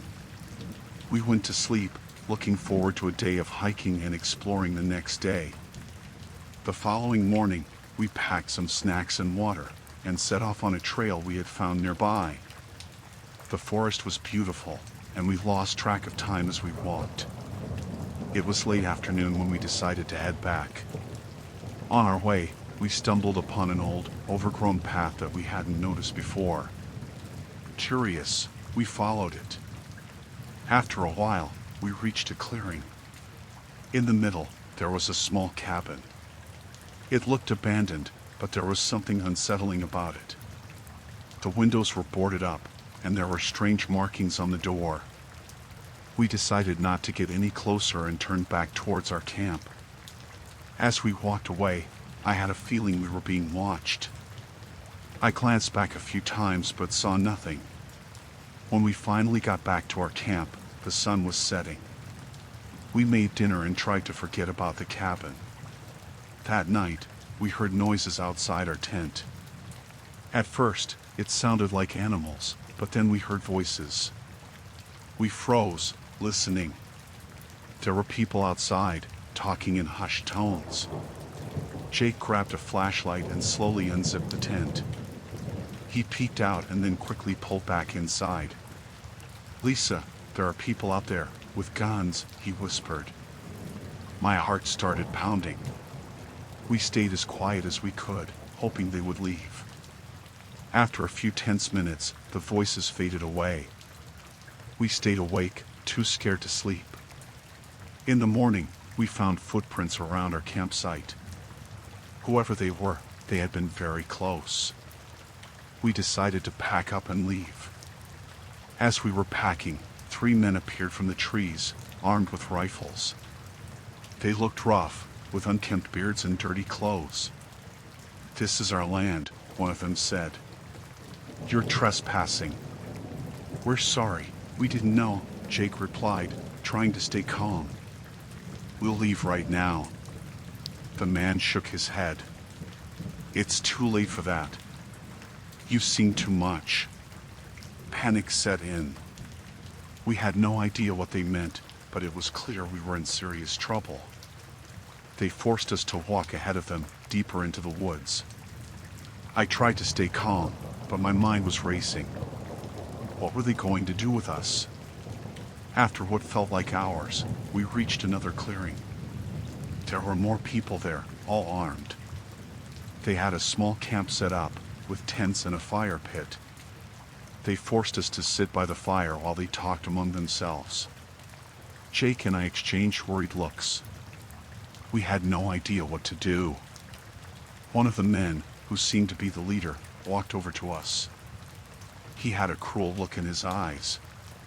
"You two are going to stay here for a while," he said. "We need to figure out what to do with you." My mind was racing. We needed to find a way out.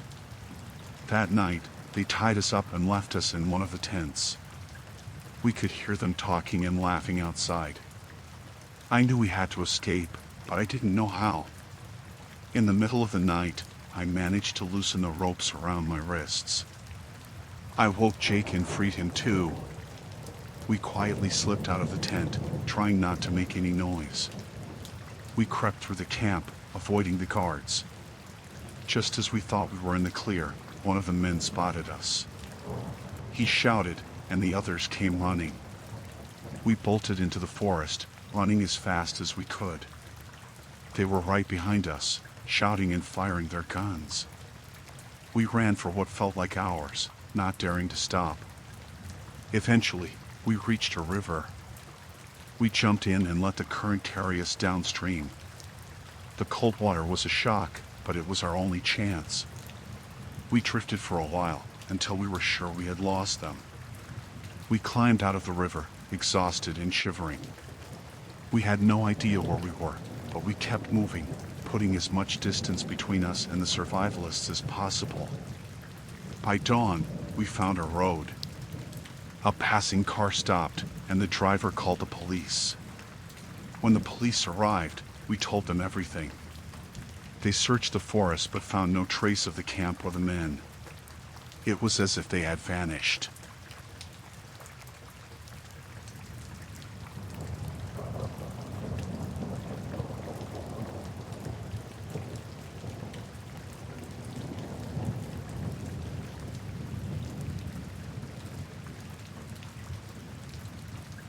I got on the bus late at night, feeling tired after a long day at work. The bus was nearly empty, just a few other passengers scattered around. I took a seat near the back, hoping to catch some sleep on the ride home. As the bus rolled through the dark streets, I noticed a man sitting a few rows ahead of me. He was fidgeting and looking around nervously. Something about him made me uneasy, but I tried to brush it off. Maybe he was just having a bad night. The bus stopped to pick up more passengers, and I overheard two people talking quietly. They were looking at their phones, reading something that seemed to upset them. One of them whispered, "Did you hear about the escape? They still haven't caught him." My heart started to race. I wondered if the nervous man could be the escapee they were talking about. I glanced at the man again. He was shifting in his seat, glancing around. I tried to stay calm, but I couldn't shake the feeling that something was very wrong. I pulled out my phone and searched for news about the escape. The article confirmed my fears. A dangerous convict had escaped from a nearby prison, and he was still at large. I didn't know what to do. If he saw me looking at him or making a call, it might set him off. I had to find a way to alert the driver or the authorities without drawing his attention. My hands were shaking as I typed a message to my friend, asking them to call the police and give them the bus route and details. The bus stopped again, and more people got on. I was relieved to see a few more passengers, thinking it might make it harder for the convict to do anything without being noticed. But as the bus moved on, the man stood up and started walking towards the back, towards me. My heart pounded in my chest. I looked away, pretending not to notice him. He walked past me and sat down in the very last row. I could feel his eyes on me, and it took everything I had to stay calm. I had to act normal, like I didn't suspect anything. Minutes felt like hours as the bus continued its route. I kept my phone in my hand, ready to call for help if needed. The bus driver announced the next stop, and I saw a police car parked nearby. My hopes surged. Maybe my friend had managed to get the message through. As the bus pulled up to the stop, the man in the back stood up again. This time, he walked quickly towards the front, where the driver was. I didn't know what he was planning, but I couldn't wait to find out. I stood up and made my way to the front as well, trying to stay as calm as possible. When the bus stopped and the doors opened, the man lunged towards the driver, shouting something I couldn't make out. I saw my chance and ran off the bus, waving frantically at the police car. The officers saw me and jumped out of their car, rushing towards the bus. The next few moments were a blur. The police officers stormed the bus, tackling the man to the ground. I stood there, shaking, trying to process what had just happened. One of the officers came over to me, asking if I was okay and what had happened. I told them everything, my voice trembling. The officers thanked me for my quick thinking and took the man into custody. I watched as they led him away, feeling a mix of relief and fear. If I hadn't noticed him, if I hadn't acted, who knows what could have happened? The police gave me a ride home, and I spent the rest of the night replaying the events in my mind. I couldn't believe how close I had come to real danger.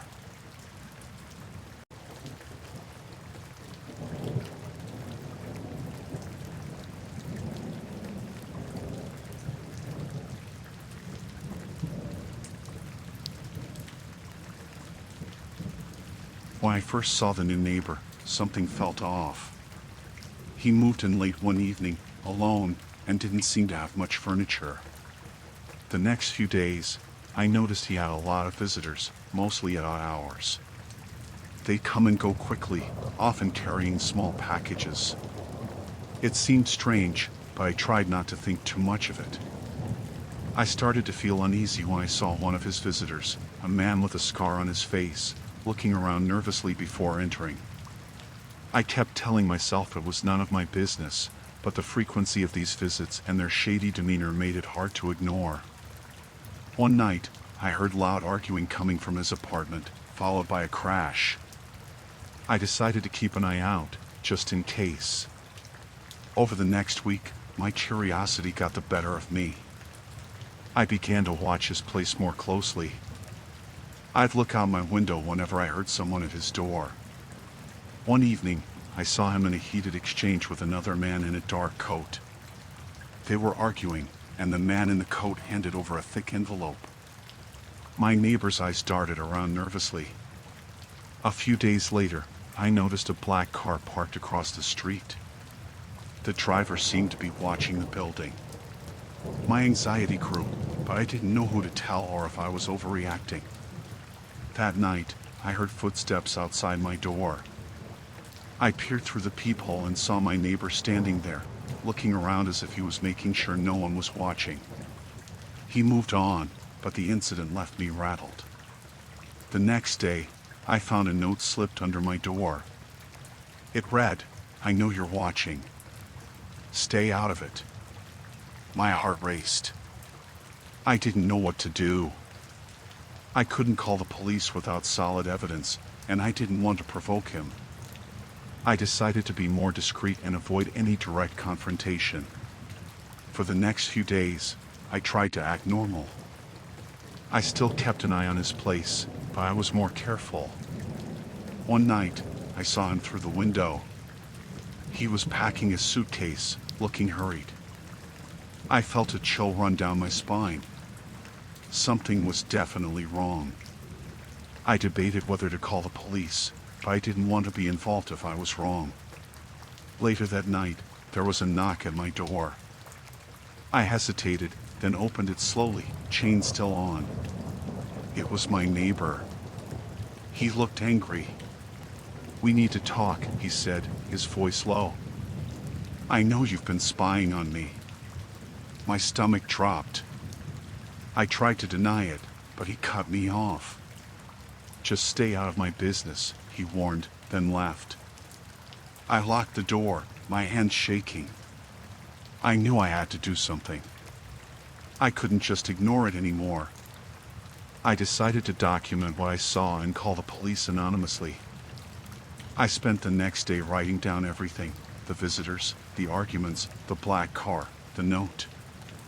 I was ready to make the call, but fear held me back. That night, I heard noises from his apartment again. It sounded like a struggle. I went to the window and saw the black car parked outside. My neighbor was being dragged out by two men. They shoved him into the car and drove off. I was terrified. I knew I couldn't stay silent any longer. I called the police and told them everything. They took my statement and assured me they would investigate. I felt a bit of relief but was still scared. The next day, the police visited my building. They told me they had been watching my neighbor for a while and that my information had been helpful. A few days later, they arrested several people connected to my neighbor's activities. It turned out he was involved in a drug ring. The police assured me I was safe, but the whole experience left me shaken. I was relieved it was over but couldn't shake the feeling of vulnerability. I spent the next few weeks trying to return to normal. I kept my doors locked and avoided unnecessary interactions. The police kept me updated, and it seemed like the worst was over. But every time I heard a knock or saw an unfamiliar car, my heart would race.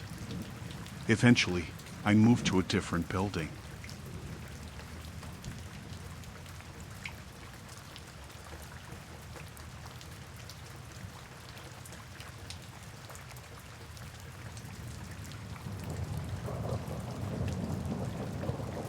My car broke down on a lonely road. It was getting dark, and there were no other cars around.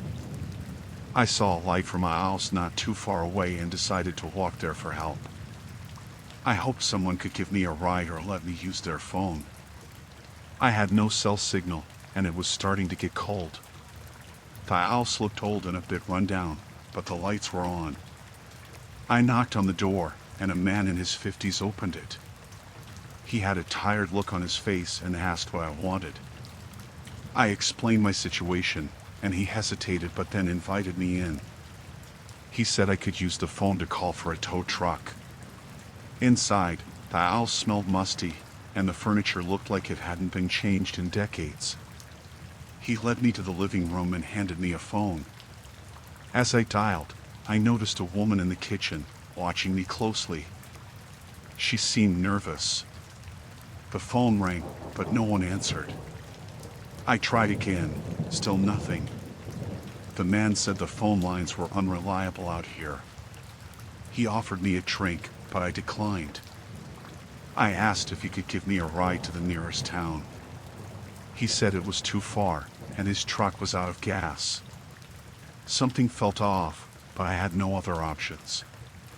He suggested I stay the night and leave in the morning. I didn't like the idea, but it was getting late. He showed me to a small room with a single bed. The window was nailed shut, which made me uneasy. I sat on the bed and tried to think of another plan. The house was eerily quiet. After a while, I heard whispers coming from the hallway. I couldn't make out what they were saying, but it sounded tense. I decided to peek out. The man and woman were talking in hushed voices near the stairs. They seemed to be arguing. I stepped back into the room and closed the door softly. I couldn't shake the feeling that something was very wrong. I needed to get out of there. I quietly opened the door and crept down the hallway. I saw another door slightly open and looked inside. There was a young girl, maybe 10 years old, sitting on the floor. She had a scared look on her face. I asked her if she was okay. She shook her head and whispered that I needed to leave. She said her parents weren't what they seemed. My heart pounded as I heard footsteps approaching. I quickly closed the door and hurried back to my room. I had to find a way out, fast. The house was dark, and I didn't want to turn on any lights. I looked for something to defend myself with and found a heavy lamp. I picked it up and made my way to the front door. It was locked, and the key was missing. Panic set in as I searched for another exit.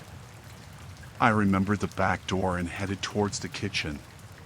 The woman was there, blocking the way.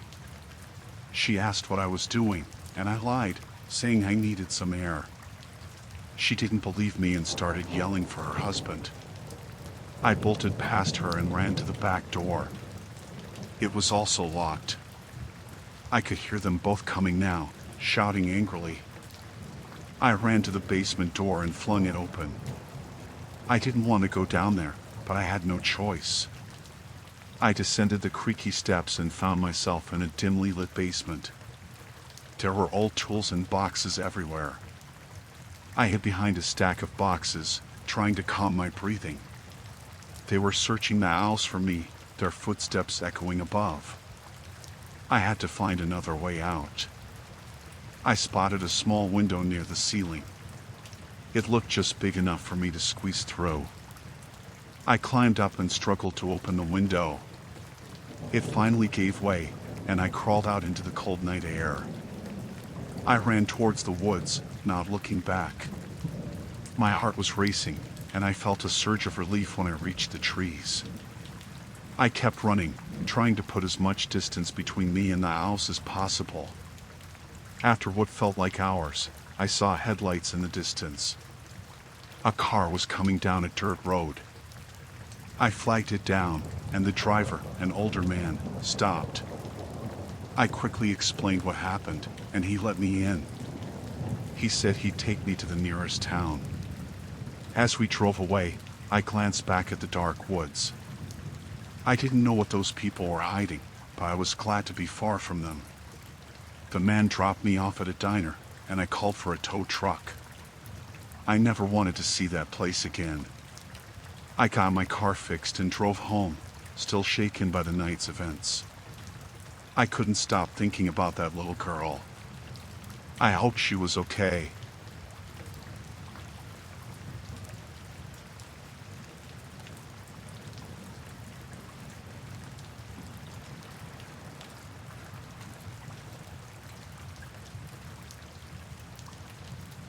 The night started out perfect. The beach party was in full swing, with music playing and people laughing. The bonfire was warm, and the sound of the waves crashing made everything feel like a dream. I was with my friends, and we were having a great time. Then, out of nowhere, a group of strangers appeared. There were about 6 of them, and they looked rough. They weren't invited. They walked straight up to the bonfire and started making themselves at home, grabbing drinks and talking loudly. The atmosphere changed instantly. I noticed one of them, a tall guy with a shaved head, staring at me. It made me uncomfortable. I tried to ignore him and continued talking to my friends, but I could feel his eyes on me. My friend, Lisa, nudged me and whispered that we should leave. I nodded, agreeing. Just as we were about to gather our things, the tall guy approached us. He smiled, but it didn't reach his eyes. He asked if we were leaving already. His tone was friendly, but there was something off about it. We told him we were just moving to another spot on the beach, but he insisted we stay. I felt a knot forming in my stomach. I wanted to leave, but I didn't want to make a scene. I tried to be polite and told him we'd stay a bit longer. He seemed satisfied with that and walked back to his group. I glanced at Lisa, who looked as nervous as I felt. Minutes passed, and the strangers were getting louder and more aggressive. They were starting to harass other people at the party, pushing and shoving, trying to start fights. I knew we had to get out of there. I told Lisa we should just make a run for it. She agreed. We slowly started moving away from the bonfire, trying not to draw attention. Just as we were about to break into a run, one of the strangers, a woman with short hair, grabbed Lisa's arm. She yanked her back and started yelling at us, accusing us of being rude and trying to ditch them. My heart was pounding. I didn't know what to do. I tried to pull Lisa away, but the woman wouldn't let go. The tall guy saw what was happening and started walking toward us. I knew we were in trouble. I yelled for help, but everyone else was either too scared or too drunk to do anything. The tall guy grabbed my arm, and his grip was like iron. He told us we weren't going anywhere. Panic set in. I had to do something. I remembered the whistle I had on my keychain. I grabbed it and blew as hard as I could. The shrill sound pierced the night, and for a moment, everything stopped. People started looking our way. The tall guy and the woman let go of us, but their eyes were filled with anger. I took the chance and grabbed Lisa's hand. We ran as fast as we could, not looking back. I could hear them shouting behind us, but I didn't stop. We reached the parking lot, out of breath. I fumbled for my keys, my hands shaking. I finally found them and unlocked the car. We jumped in and locked the doors.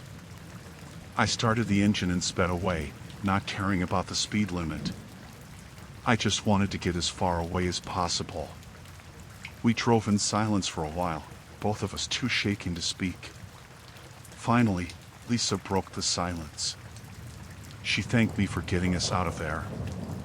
I nodded, still trying to calm down. We decided to go to her place since it was closer. We didn't feel safe going back to the party. When we got to Lisa's house, we locked all the doors and windows. We called the police and told them what happened. They said they'd send someone to check it out. We didn't know if they'd do anything, but it made us feel a little better. That night, I couldn't sleep. Every time I closed my eyes, I saw the faces of those strangers.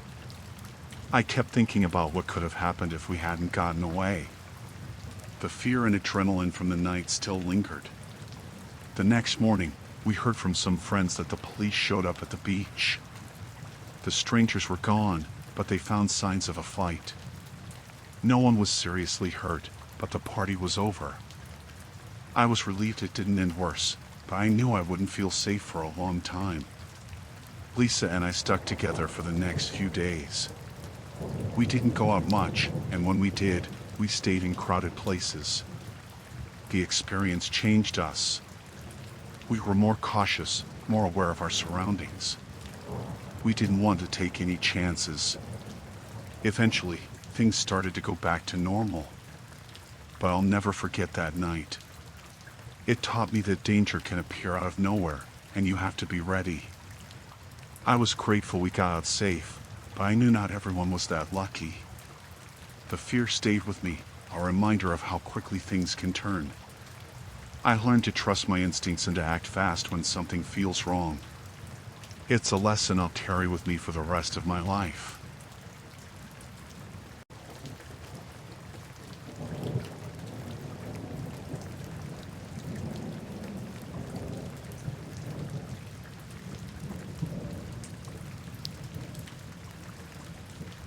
I was working the night shift at the office, like I always did. The building was mostly empty. Most of my colleagues were long gone, and the only sounds were the hum of the air conditioning and the occasional clack of my keyboard. I was in the middle of sorting through some reports when I noticed something odd on the security cameras. One of the screens showed movement on a floor that was supposed to be completely empty. I checked the time, and it was past midnight. Curious, I pulled up the camera feed for that floor. The image was grainy, but I could see figures moving around. I wasn't expecting anyone else to be there. I decided to go check it out. I grabbed my flashlight and a pair of security keys, just in case. The elevator ride to the top floor was slow, and I felt a knot in my stomach. I kept thinking about what I might find. When I reached the floor, I stepped out into the dimly lit hallway. I moved quietly, trying not to make a sound. I followed the hallway towards the source of the movement on the cameras. The lights flickered occasionally, adding to the eerie feeling. As I approached the source, I heard voices. I ducked behind a large potted plant and peered around it. I saw a group of people in dark clothing, huddled around a large set of blueprints. They were talking in hushed tones, but I could catch snippets of their conversation. It was clear they were planning a heist. I felt my heart race. I knew I had to stay hidden. I moved slowly and quietly to get a better look. They were talking about the building's security systems and how they planned to disable them. I realized they were targeting the office I worked in. I needed to call for help, but I couldn't risk using my phone. If they saw me or heard the call, it would blow my cover. I searched around and found a small office with a landline. I slipped inside and dialed 911, keeping my voice low. The operator answered quickly, and I told them there was a group of people breaking into the office building and planning a heist. I gave them the address and described the situation. The operator said they'd send someone immediately. While I waited, I went back to the hallway. I tried to stay out of sight, moving carefully from one shadow to another. The criminals were getting more agitated, and their plans seemed to be coming together. I knew I had to be patient and wait for the police to arrive. My hands were sweating, and I could barely keep my flashlight steady. I heard footsteps coming closer, so I ducked into a nearby storage closet. I held my breath as they passed by, barely managing to keep quiet. They continued down the hall, and I waited until I was sure they were gone before stepping out. I went back to the hallway and noticed the criminals were starting to set up equipment. They had tools in bags, and it looked like they were getting ready to break into some secure areas. My heart pounded harder with every minute that passed. I kept an eye on the entrance, hoping to see the police. I knew they had to be close by. The criminals were getting more nervous, and I could hear them arguing about how much time they had before they would be interrupted. Finally, I heard sirens in the distance. I felt a wave of relief, but also knew I needed to be careful. I watched as the police arrived and entered the building. They moved quickly, and I saw them heading towards the top floor. I waited in the shadows, listening to the commotion. The police were clearly making their presence known, and I could hear the criminals starting to panic. I stayed hidden, not wanting to get caught in the crossfire. After what felt like an eternity, I heard the police shouting for everyone to freeze. The criminals were being apprehended, and the situation was under control. I slowly made my way back to the elevator, feeling a mix of relief and exhaustion. The police approached me and asked for a statement. I explained what had happened, and they seemed impressed with how I had handled the situation. They thanked me for my vigilance and said they would take it from there. As I left the building, the first light of dawn was starting to appear. I felt drained but relieved. The night had been terrifying, but I had managed to stay calm and keep the criminals from completing their plan. When I got home, I collapsed onto my bed and fell into a deep sleep. The adrenaline from the night had kept me awake, but now I was finally able to rest. I knew I'd remember this night for a long time, but I was just glad it ended safely.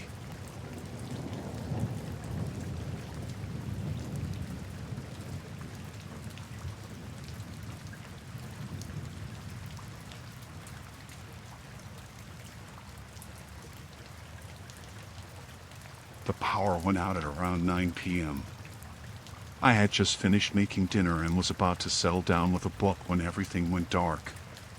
The whole city was out. I could see nothing but pitch black from my apartment window.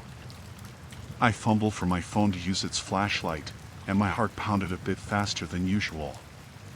There was something unnerving about the sudden loss of light. I found a few candles in a drawer and lit them. Their flickering light cast strange shadows on the walls, making the room look eerie. I sat on the couch, trying to relax. The quiet was unnerving too. Usually, there were sounds from the street, people, cars, but now it was silent. A faint sound caught my attention. It was a creak, like a floorboard shifting. I told myself it was just the building settling, but it sounded too close. I stood up, holding my phone out in front of me. The light barely pierced the darkness, but it was better than nothing. I moved slowly towards the sound, trying to be as quiet as possible. The candles flickered as I passed, and the shadows seemed to dance around me. My heart was racing, and my mind kept imagining the worst. As I reached the hallway, I heard another noise.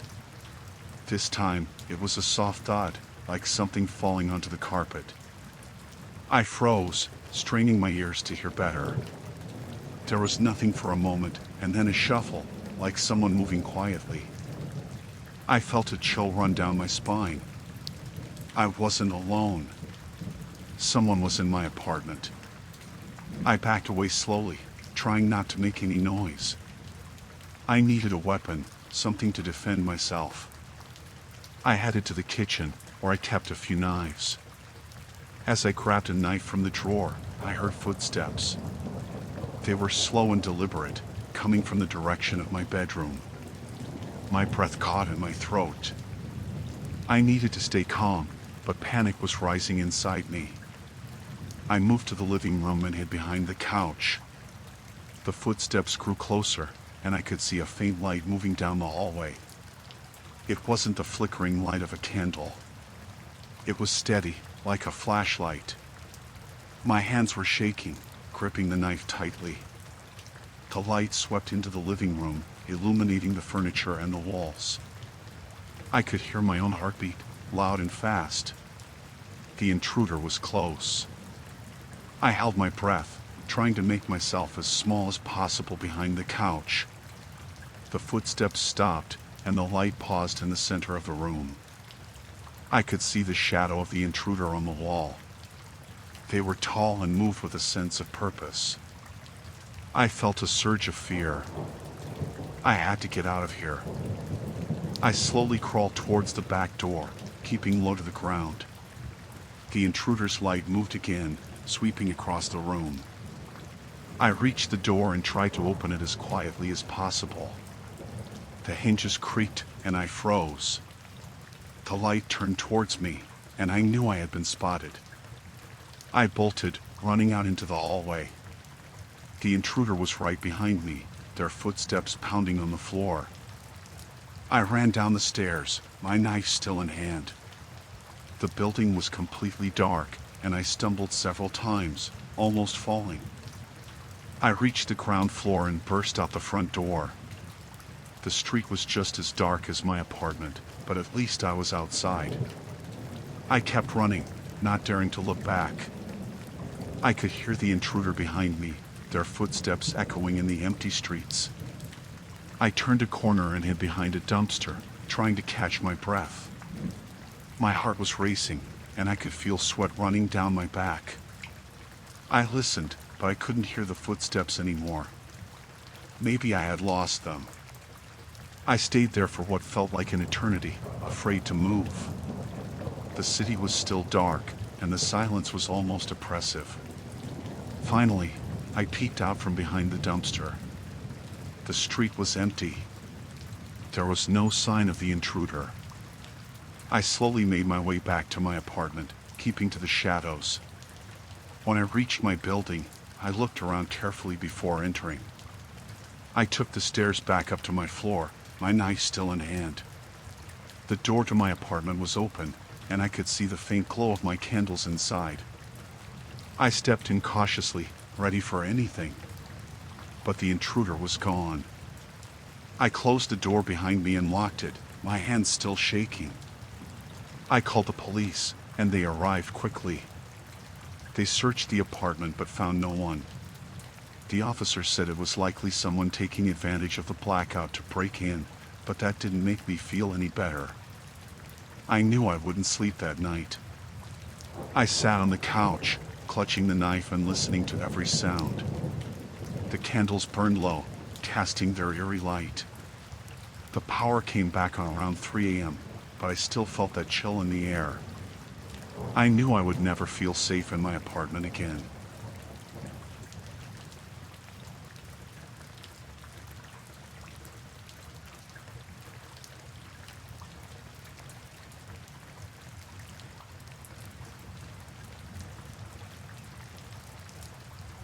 When I rented the apartment for the summer, I was looking forward to a break from my routine. The place was small but cozy, just right for a few months of peace. The first few weeks were perfect. I spent my days exploring the city and my nights relaxing with a book or a movie. One evening, I noticed something odd. My TV had a slight reflection, and I saw a tiny, blinking red light behind me. I turned around, but there was nothing there. I brushed it off as a trick of the light. The next day, I saw the light again, this time from the corner of my living room. I got up and searched around, moving furniture and looking behind shelves. Nothing.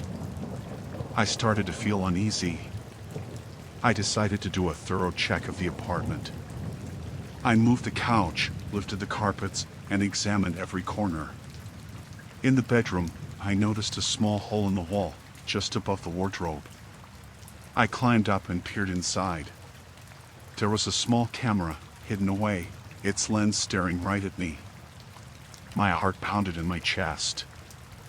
I pulled the camera out and followed the wire. It led to a tiny hole behind a bookshelf, drilled through the wall. I realized there could be more cameras. I checked the bathroom next. Sure enough, there was another one, hidden behind the vent. Panic set in. Someone had been watching me. I didn't know for how long or who it was. I needed to find out. I took the cameras and went to the building manager. He seemed surprised, but I could tell he knew something. He stammered and said he would look into it. That night, I couldn't sleep. Every sound made me jump. I kept thinking about who could be watching and why. The next morning, I decided to take matters into my own hands. I went to the local electronics store and bought a bug detector. I spent hours sweeping the apartment. I found 3 more cameras, all well hidden. I felt violated and exposed. I needed to find out who was doing this. I started to watch the building manager closely. He seemed nervous whenever he saw me. I noticed he had a routine. He always left the building at the same time every day. One afternoon, I followed him. He walked to a nearby cafe and met with a man I had never seen before. They talked for a while, and then the man handed him an envelope. My stomach churned. I was getting closer, but I needed proof. I went back to the building and decided to search the manager's office. I waited until he left for the day, then picked the lock and slipped inside. I found a hidden panel behind his desk, filled with videotapes and a small monitor. My stomach twisted as I saw tapes labeled with my apartment number and dates going back months. I took the tapes and left quickly. Back in my apartment, I watched a few. The footage was of me, in every room, doing everything. Someone had been watching my every move. I called the police and reported what I had found. They came quickly and took the evidence. That night, I still couldn't sleep. I felt like I was being watched. The police called me the next day. They had arrested the building manager and his accomplice. They had been running a voyeurism operation, recording tenants and selling the footage online. Even though they were caught, I still felt uneasy. I moved out of the apartment immediately. I found a new place, far away, and made sure to check every inch of it for hidden cameras. The experience changed me. I was more cautious, always checking for cameras or anything suspicious. I couldn't shake the feeling of being watched. It took a long time to feel safe again.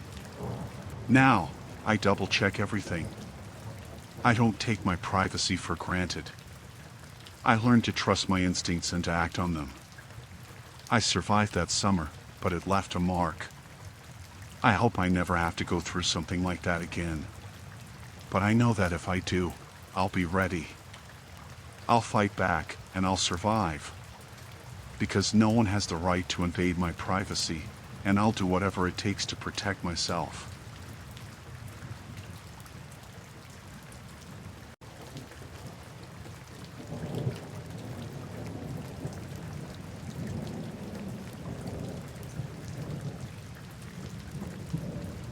I had always loved the outdoors, so I decided to start a business leading wilderness survival trips.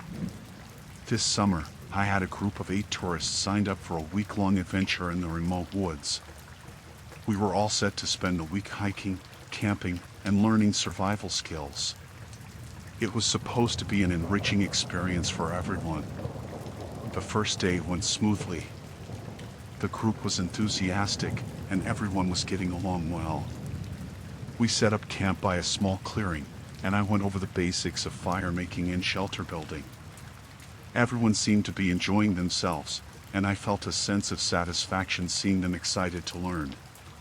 On the second day, one of the tourists caught my attention. His name was Mark. He was very quiet and kept to himself.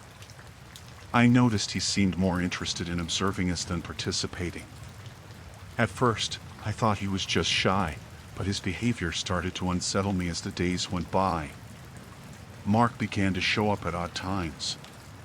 He would disappear into the woods alone and return with strange items he wouldn't explain.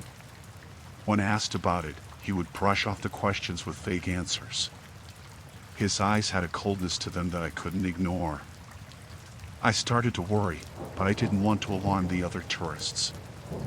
On the 4th day, things took a darker turn. While we were practicing tracking and foraging, Mark disappeared for a long period.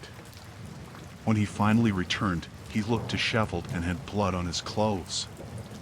I asked him if he was okay, and he claimed it was from a small animal he accidentally injured. I wasn't convinced, but I let it go, thinking it was just my paranoia. That night, while everyone was sleeping, I heard noises outside the tent. I unzipped it quietly and peeked out. I saw Mark walking around the perimeter of the camp with a flashlight, scanning the area in a methodical way. He wasn't looking for something, he was searching for something specific. The next morning, I confronted him about his behavior. He laughed it off and said he was just checking for wild animals. I wanted to believe him, but I couldn't shake the feeling that something was very wrong. We continued with the trip, but the tension was palpable. Mark's behavior became increasingly erratic. He would stare at the others with an intensity that made everyone uncomfortable.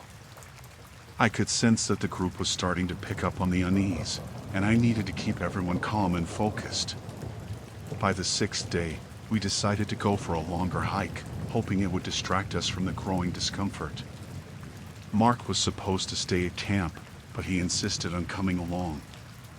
I hesitated but allowed him to join us, worried that confronting him might escalate things. During the hike, we stopped for lunch by a stream. Mark wandered off again, and I was growing increasingly concerned.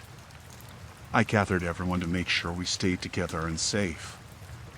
As we ate, I noticed that Mark had a strange bulge under his jacket. When he went to the bathroom, I saw him placing something in his backpack, something metallic. After lunch, I decided to follow Mark discreetly. I trailed him through the woods, keeping out of sight. He eventually stopped at a secluded spot and took out what looked like a hunting knife and a rope. My heart sank as I realized he was preparing something sinister. It was becoming clear that he wasn't just a strange tourist, he was a threat. I knew I had to act quickly. I returned to the group and tried to keep my composure. I told them that we needed to head back to camp immediately and packed up our things as fast as possible. I didn't want to panic anyone, but I made sure to keep Mark in sight. When we got back to camp, I told everyone we were going to pack up and leave early due to unexpected changes in weather conditions. I started gathering our gear, trying to appear as calm as possible. Mark watched with a strange interest but said nothing. As we were packing, I noticed Mark trying to sneak away with his backpack. I confronted him and asked him where he was going. He claimed he was just going to get some fresh air, but his eyes betrayed his intentions. I decided to call for help, but our cell service was spotty. I used a satellite phone to contact local authorities and explained the situation. They advised me to keep Mark in sight and to stay with the group until help arrived. With a growing sense of dread, I kept everyone together and made sure we stayed in a safe area. Mark became increasingly agitated as the hours passed. He started making erratic movements and talking to himself. I could tell he was losing control. Finally, our rescue team arrived. They found Mark trying to sneak away from the camp. They took him into custody and assured us that we were safe. It was a relief, but I was still shaken. I didn't realize how close we had come to a terrible situation. The authorities later confirmed that Mark had been using the trip as a cover for hunting people. He had a history of violent behavior, and his plans were much more sinister than I had imagined. I felt a mix of relief and guilt, knowing that the trip had almost ended in disaster. The rest of the trip was subdued. We returned home, and everyone was safe. I made sure to follow up with the tourists to ensure they were okay.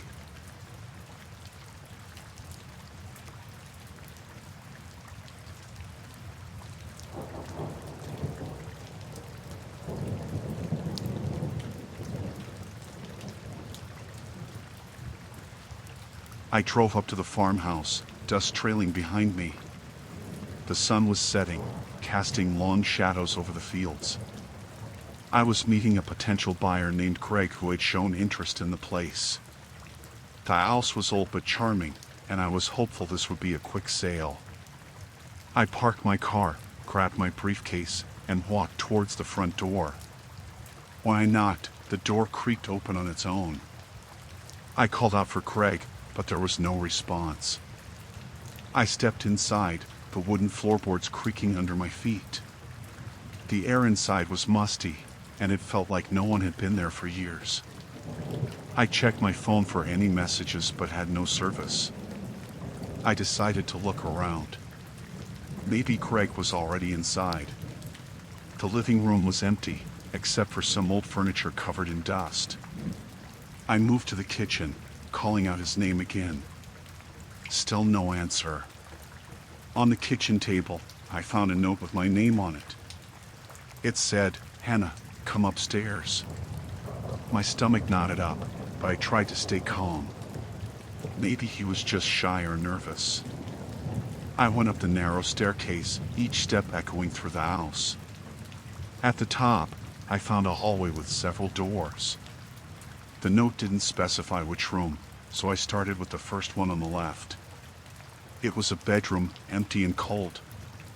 The bed looked like it hadn't been used in years. I backed out and tried the next room. It was a bathroom, equally neglected. As I moved to the third door, I heard a noise behind me. I spun around, but there was nothing there. My heart was racing now. I opened the door and found an office. Papers were scattered everywhere, and the window was open, letting in a slight breeze. I walked over to the desk and saw another note. This one said, basement. I hesitated. This was getting too weird. I decided to leave and call the office once I had service again. As I turned to go back downstairs, I heard the front door slam shut. Panic set in. I ran down the stairs, but when I reached the bottom, I saw a figure standing in front of the door. It was a man, and he didn't look like any buyer I'd ever met. "Who are you?" I demanded, trying to keep my voice steady. He smiled, but it didn't reach his eyes. Craig couldn't make it. "I'm here instead." I felt a chill run down my spine. "I think there's been a misunderstanding. I'll just leave now." He shook his head slowly. "I'm afraid you can't do that, Hannah." I backed up, looking for another exit. The windows were boarded up from the outside. My only chance was the back door. I made a run for it, but he was faster. He grabbed my arm and pulled me back, his grip like iron. I struggled, kicking and screaming, but he didn't let go. "Let me go!" I shouted, but he just laughed. He dragged me towards the basement door. I fought harder, but it was no use. He was too strong. He opened the door and shoved me down the stairs. I tumbled down, hitting the cold concrete floor hard. Pain shot through my body, but I forced myself to get up. The basement was dark and smelled damp. I could hear him coming down the stairs, his footsteps slow and deliberate. I looked around frantically for something to defend myself with. There was nothing but old furniture and boxes. Then I saw a metal pipe in the corner. I grabbed it and held it up, ready to swing. He reached the bottom of the stairs and paused. "There's no need for that," he said, his voice calm. "Stay back." I warned, my hand shaking. He took a step closer. I swung the pipe, but he dodged it easily. He lunged at me, and we both fell to the ground. The pipe slipped from my hands. He pinned me down, his face inches from mine. "You're not leaving here," he whispered. I felt a surge of adrenaline. I twisted my body and managed to get one hand free.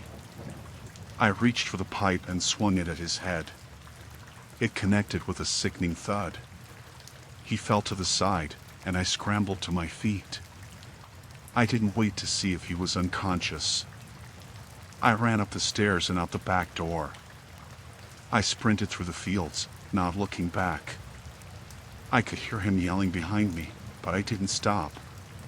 My car was in sight, and I prayed the keys were still in my pocket. I reached the car and fumbled with the keys, my hands trembling. Finally, I got the door open and jumped in, locking it behind me. The engine roared to life, and I sped down the dirt road, not stopping until I reached the nearest town. I went straight to the police station and told them everything. They went to the farmhouse but found it empty. The man was gone, and there was no sign of him. I never found out who he was or what he wanted. The farmhouse was put up for sale again, but I couldn't bring myself to go back. The experience haunted me, and I couldn't shake the feeling that he was still out there, watching and waiting.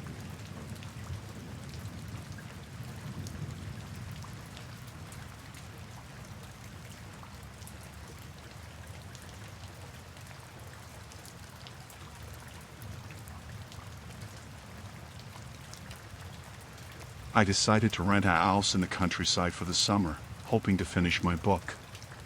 The place was quiet, surrounded by trees, with no neighbors in sight except for one house in the distance. It seemed perfect for writing. The first few days were peaceful. I wrote in the mornings, took long walks in the afternoons, and spent evenings reading by the fireplace. It was idyllic. But then I started noticing something strange. My neighbor was always outside, watching my house. At first, I thought it was just my imagination. Maybe he was just enjoying his garden. But it started to feel like every time I looked up, he was there, staring. It made me uncomfortable, but I tried to ignore it. I had work to do. One evening, as I was walking back from the village, I saw him standing at the edge of his property, just watching me. His expression was blank, almost menacing. I nodded a greeting, but he didn't respond, just kept staring. I hurried inside, locking the door behind me. That night, I couldn't sleep. I kept hearing noises outside, like someone was walking around the house. I told myself it was just animals, but deep down, I was scared. The next morning, I found footprints in the dirt around my house. They were too big to be mine. I decided to do some research on my neighbor. The village librarian was helpful, though she seemed hesitant to talk about him. She finally told me his name was Mr. Harris, and he had a troubling past. Years ago, he was a suspect in the disappearance of a young woman, but there wasn't enough evidence to charge him. That information made my blood run cold. I started to feel like I was being watched all the time. I kept the curtains closed and tried to focus on my writing, but it was hard. Every creak, every rustle outside made me jump. One afternoon, I saw Mr. Harris standing at the edge of his property again, just watching. It was unnerving. I decided to confront him, hoping to put an end to this. I walked over, my heart pounding. As I approached, he didn't move or say anything, just kept staring. I asked him politely if there was a reason he was always watching my house. He didn't answer, just kept staring with that blank expression. It was like talking to a statue. Finally, he muttered something about making sure everything was safe and walked away. That night, I was even more on edge. I kept hearing noises, and the sense of being watched was overwhelming. Around midnight, I heard a tapping on my window. I froze, my heart racing. Slowly, I walked to the window and peeked out. There was nothing there, just darkness. The next morning, I found more footprints around the house. They led to my windows and back door. I decided it was time to leave.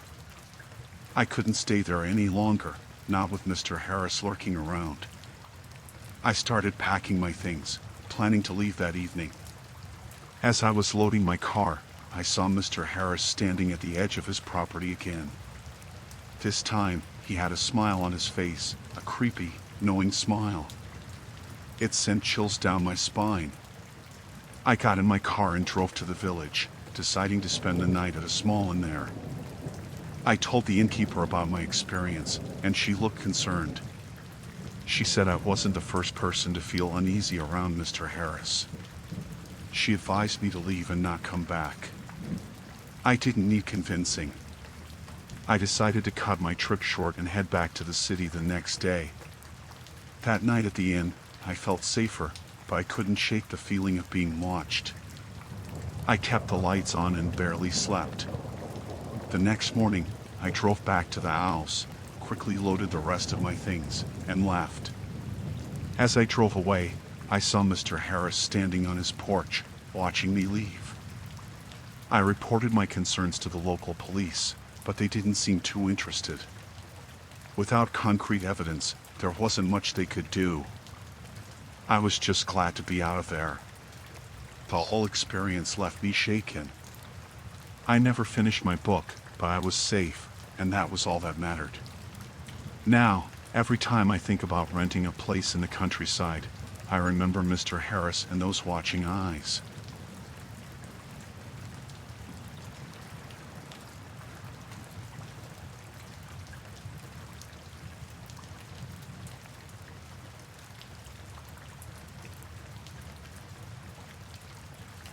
I noticed a man early in the morning, dressed in a utility worker uniform, inspecting the houses on my street.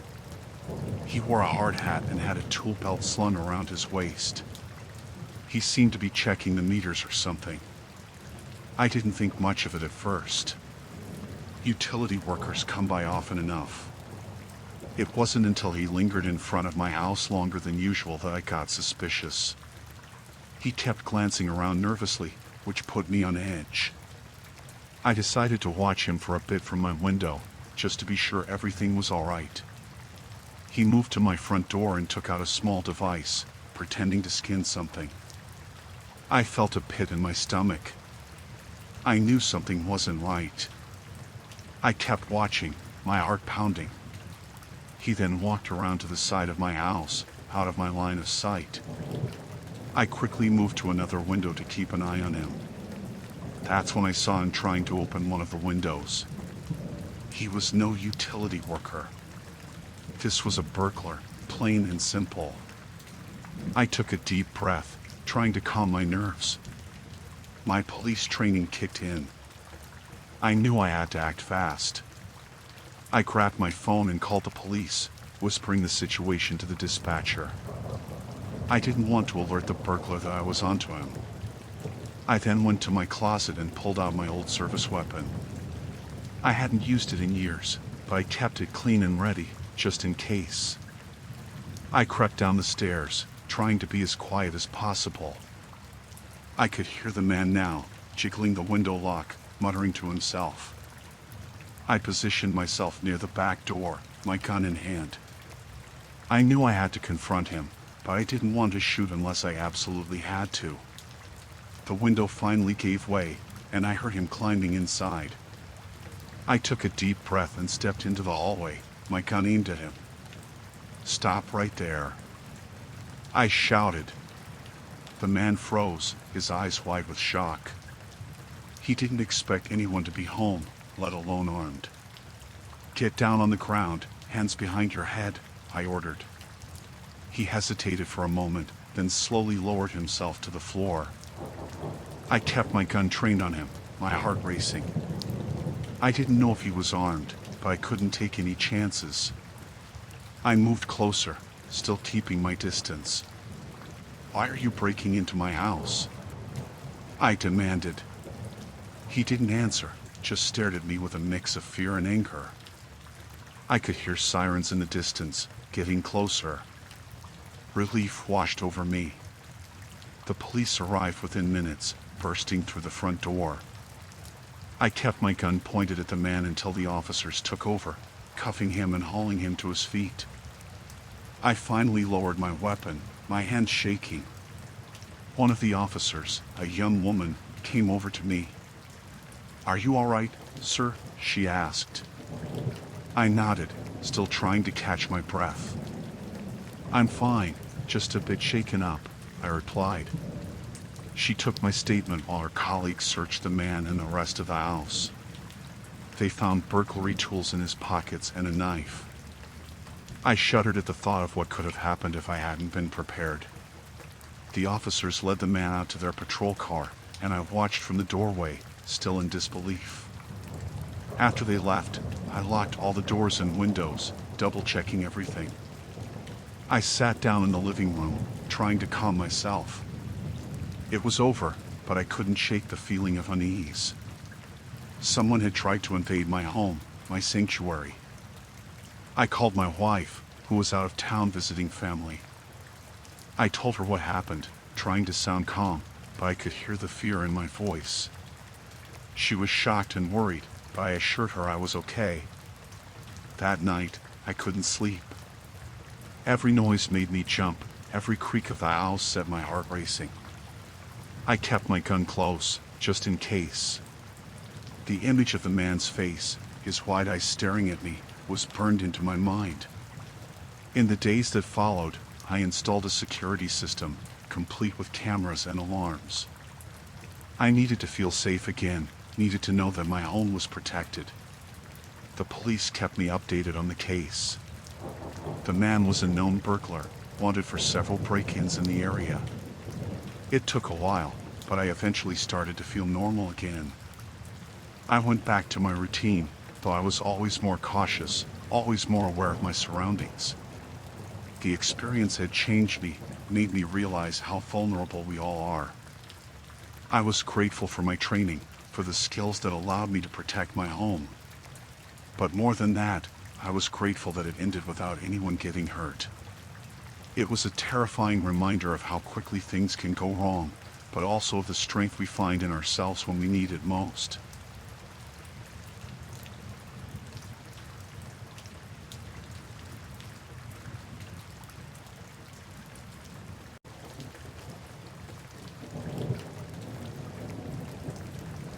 I was home one evening, just relaxing after work.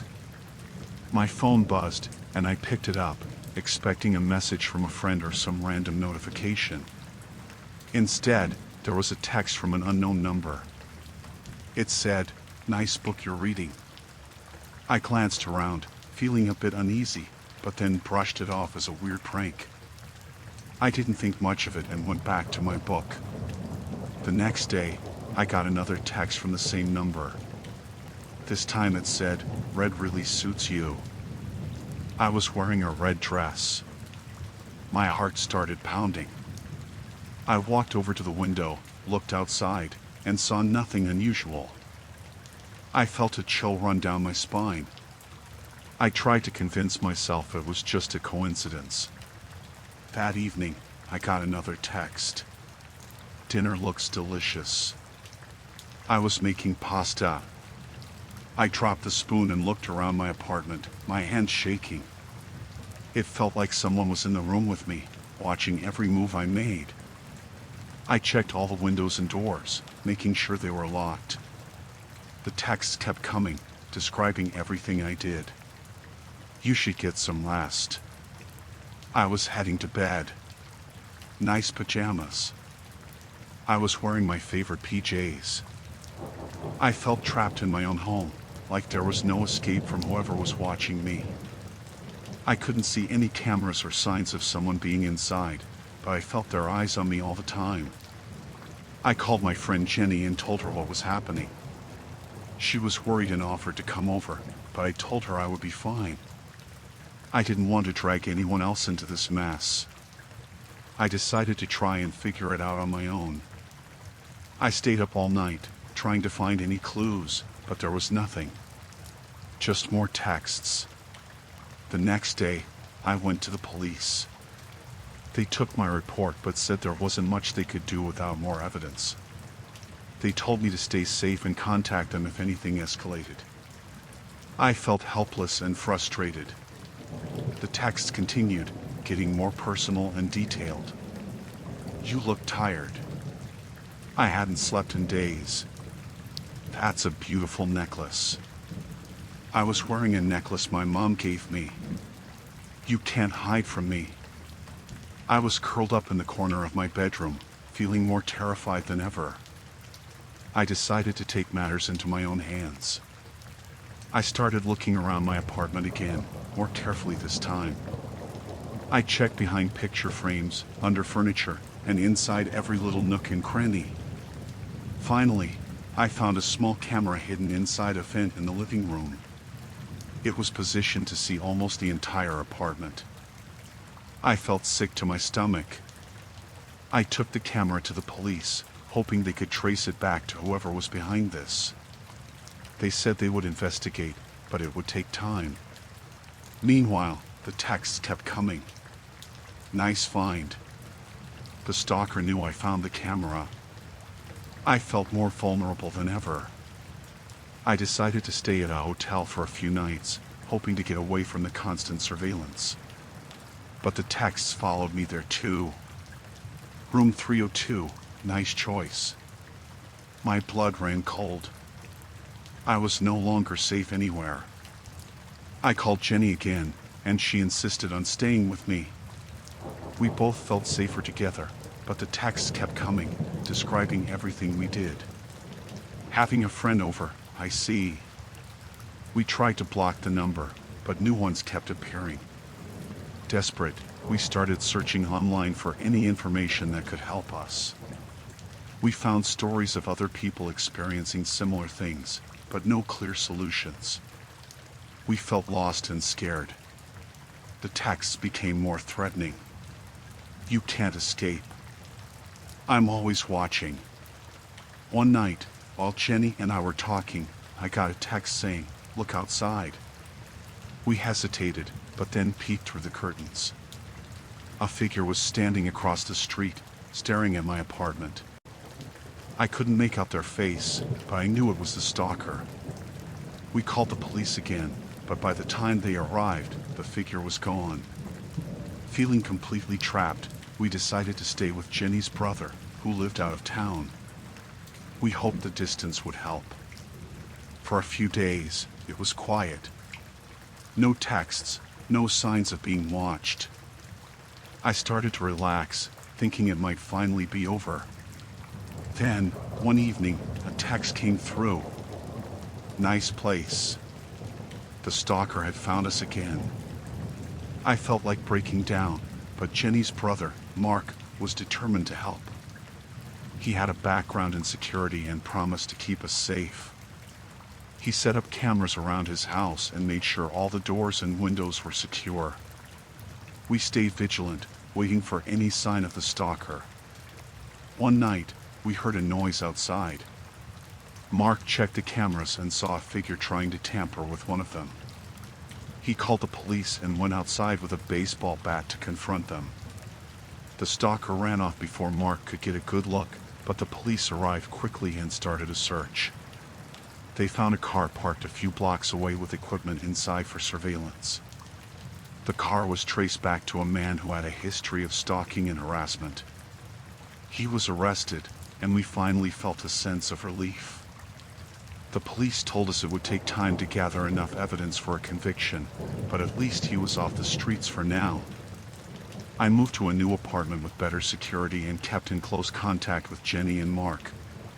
The texts stopped, and I started to feel safe again. It took time to rebuild my sense of security, but I knew I had strong people around me to help.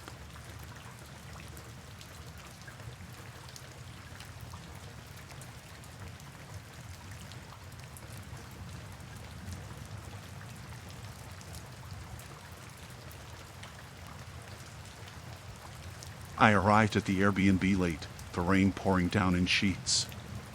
It had been a long drive, and all I wanted was to get inside and dry off.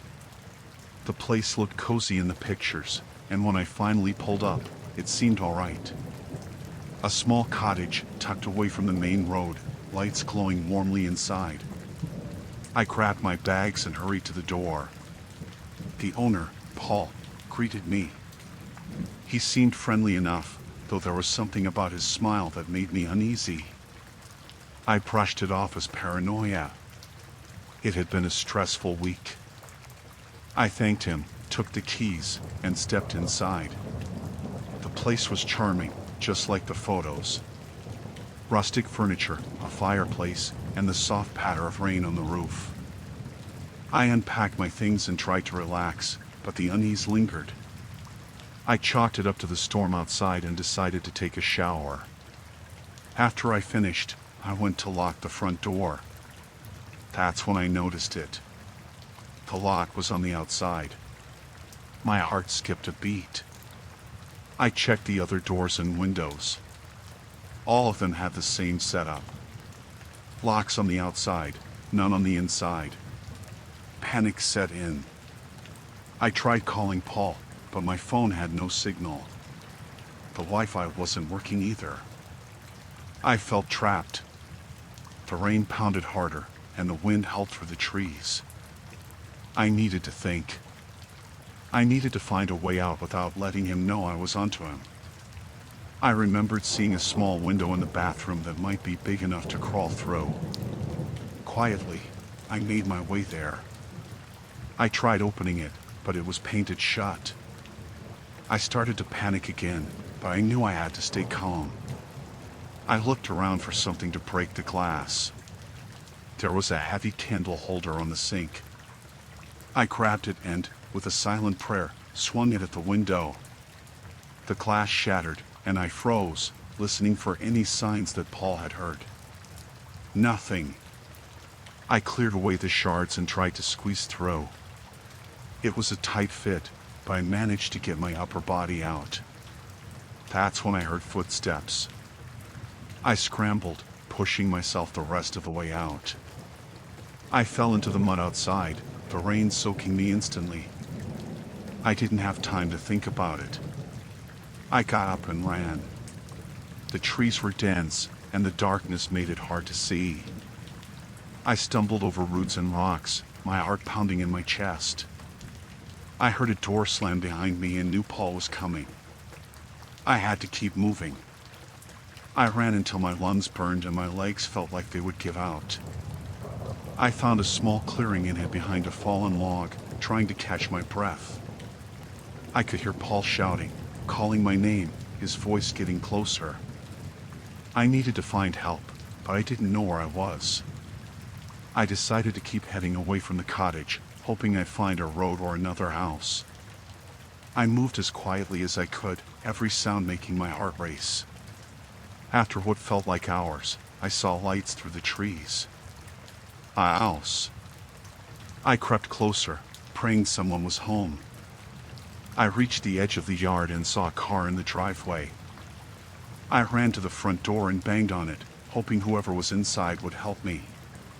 The door opened, and an older woman stood there, looking confused and worried. I tried to explain what happened, but I was out of breath and soaking wet. She let me in and called the police. I could hear Paul's shouts in the distance, but I knew I was safe now. The police arrived quickly, and I told them everything. They found Paul searching the woods near the cottage. He tried to deny everything, but they found evidence in the house that backed up my story. Hidden cameras, restraints, things that made my skin crawl. I never found out what Paul's true intentions were, and I didn't want to. I just wanted to forget the whole ordeal. The police assured me he would be locked up for a long time, but it didn't make me feel much better. The rain had stopped by the time I left the police station. A friend picked me up and drove me home. I spent the rest of the night wide awake, listening to every creak and rustle, afraid that somehow Paul would find me. I knew it was irrational, but after that night, I couldn't help but feel that I was never truly safe.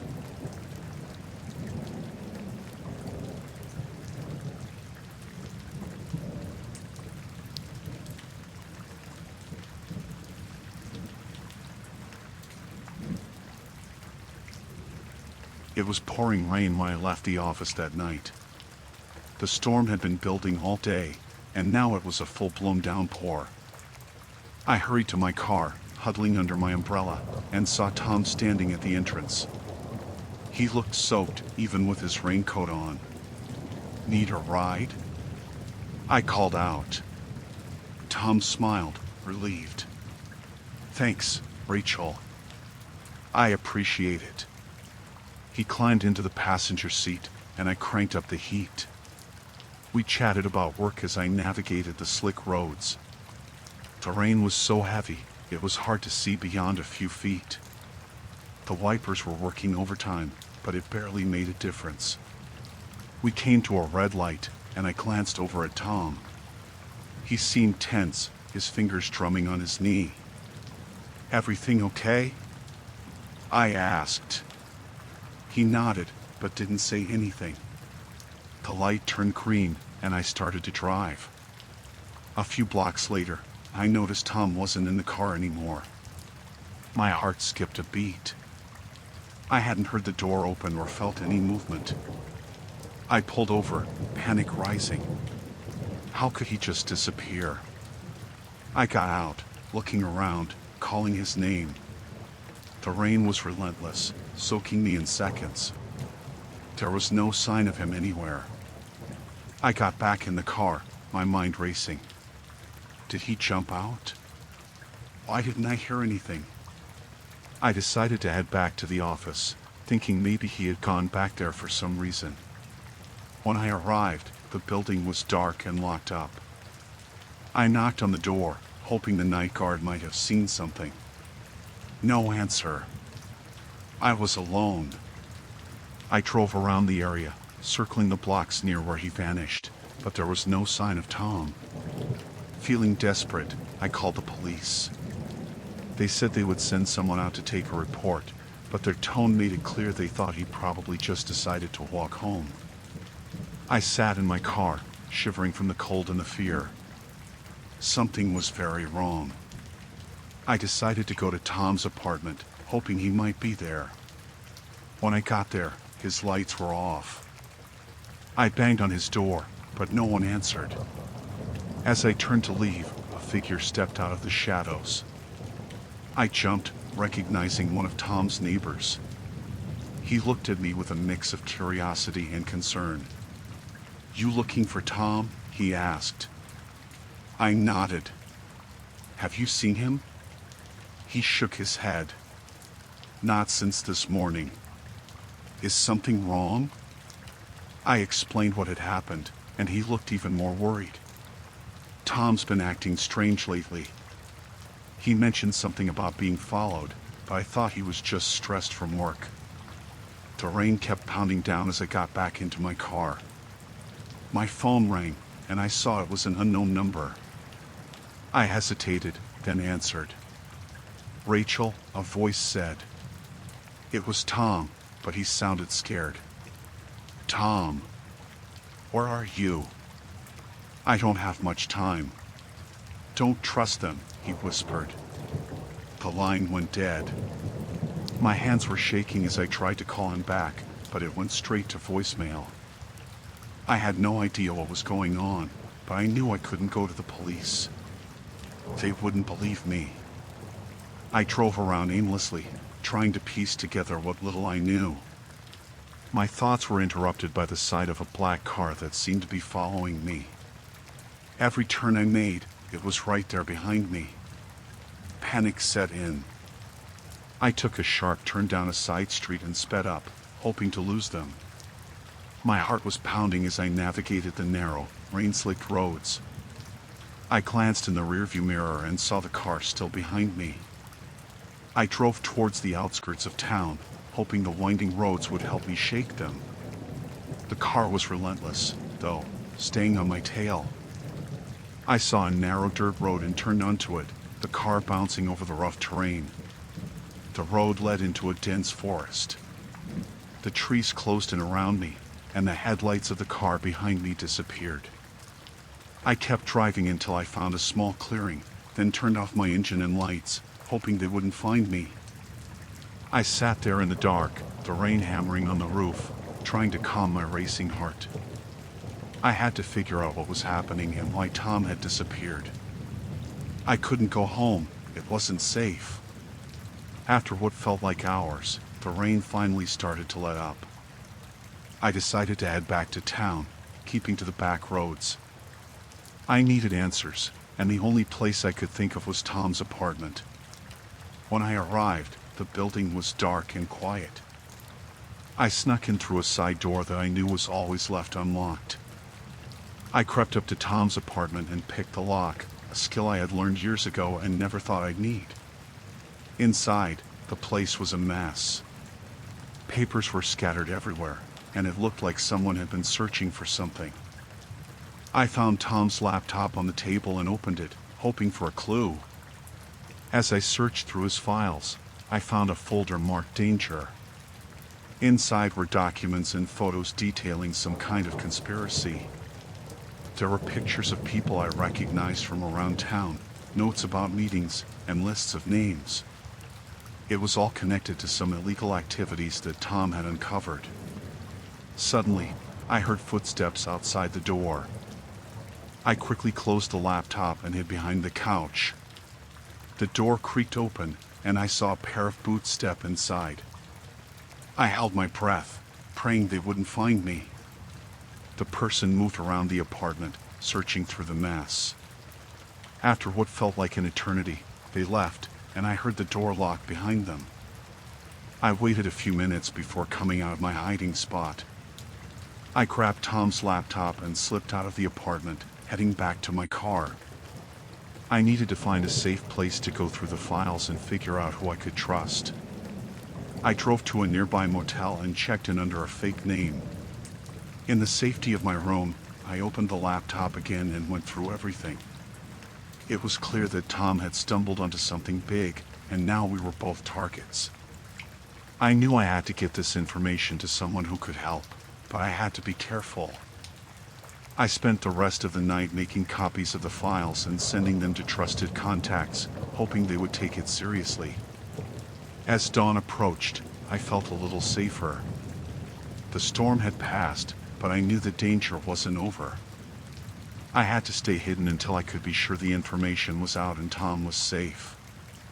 The next few days were a blur of paranoia and fear. I moved from place to place, never staying in one spot for too long. I heard from one of my contacts that the information had been leaked to the press, and the authorities were investigating. Finally, I got a call from Tom. He was safe, hiding out in a different city. He thanked me for helping him, and we agreed to lay low until things blew over. It took months for the dust to settle, but eventually, the people behind the conspiracy were arrested, and things started to go back to normal.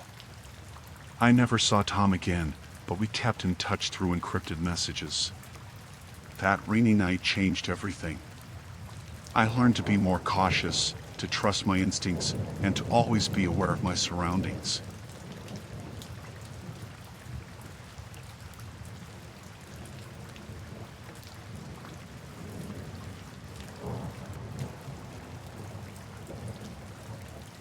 I had been hiking all day, and the rain started coming down hard as evening approached. I was in the middle of the woods, far from any town or road. The trail was muddy, and I was soaked. I needed to find shelter quickly. That's when I saw the cabin through the trees. It looked old and abandoned, but it was better than being out in the storm. I pushed through the wet underbrush and reached the cabin. The door was slightly ajar, creaking as I pushed it open. Inside, it was dark and smelled musty. I shook off the rain and stepped in, hoping to find a dry spot to rest. I found an old chair and a table, some broken shelves, and a small fireplace. There were no lights, but I had a flashlight in my pack. I set my things down and explored a bit. The cabin was just one room, with a couple of small windows. The rain pounded on the roof, and the wind howled outside. I felt a bit uneasy, but it was better than being out in the storm. I decided to make a small fire to warm up and dry off. As I was gathering some old wood from a pile in the corner, I noticed something odd. There were fresh food wrappers and an empty water bottle under the table. It looked like someone had been here recently. My heart started to race. What if they came back? I tried to calm myself, thinking it could have been a hiker like me, seeking shelter from the rain. I lit the fire and warmed my hands. The small flickering flames cast shadows on the walls, making the cabin feel even more eerie. I decided to stay close to the door, just in case. The rain showed no signs of letting up, and it was getting darker. I sat in the chair, trying to relax, but every creak and groan of the cabin made me jump. A loud noise from outside made me freeze. I turned off my flashlight and listened. Footsteps. Someone was coming. Panic set in. I looked around for a place to hide. There was a small closet near the back wall. I grabbed my things and slipped inside, closing the door as quietly as I could. I could hear voices now, muffled by the rain. Two men, talking and laughing. The door creaked open, and I held my breath. They stomped inside, shaking off the rain. I peeked through a crack in the closet door and saw them clearly. They were big, rough-looking men, and they carried guns. They started talking about a deal, something about money and a meeting place. My heart pounded in my chest. These weren't just hikers. They were criminals. I was trapped in their hideout, and they had no idea I was there. I needed to get out, but how? One of the men walked over to the fireplace, noticing the warm embers. "Someone's been here," he said, his voice gruff. My stomach dropped. They knew. I tried to stay as still and quiet as possible, but my mind was racing. What would they do if they found me? The other man cursed and started looking around. I could hear them opening drawers and moving things. They were getting closer to the closet. I pressed myself against the back wall, praying they wouldn't find me. The door handle turned, and I held my breath. The door swung open, and I saw the man's face. He froze for a second, then his eyes widened. "What the hell?" he shouted, reaching for me. I didn't think, just acted. I shoved past him, knocking him off balance, and ran for the door. The other man shouted and lunged at me, but I ducked and sprinted out into the rain. I didn't look back. I just ran. The rain was blinding, and the forest was dark, but I kept going. I could hear them behind me, crashing through the trees, shouting. My lungs burned, and my legs felt like they would give out, but I didn't stop. I needed to find help, get away from them. I stumbled down a hill, slipping in the mud, and crashed into a stream. The cold water shocked me, but I kept going, following the stream, hoping it would lead me to safety. The sounds of pursuit grew fainter, and I risked a glance back. They weren't there. I kept moving, more carefully now, trying to stay hidden. The stream led to a dirt road, and I followed it, praying for a car or a house, anything. After what felt like hours, I saw headlights. I waved frantically, and the car stopped. It was a ranger. I told him everything, barely able to speak from exhaustion and fear. He took me to the nearest station, where I finally felt safe. They never found the men or the cabin. I still think about that night, how close I came to being caught. I haven't been back to the woods since.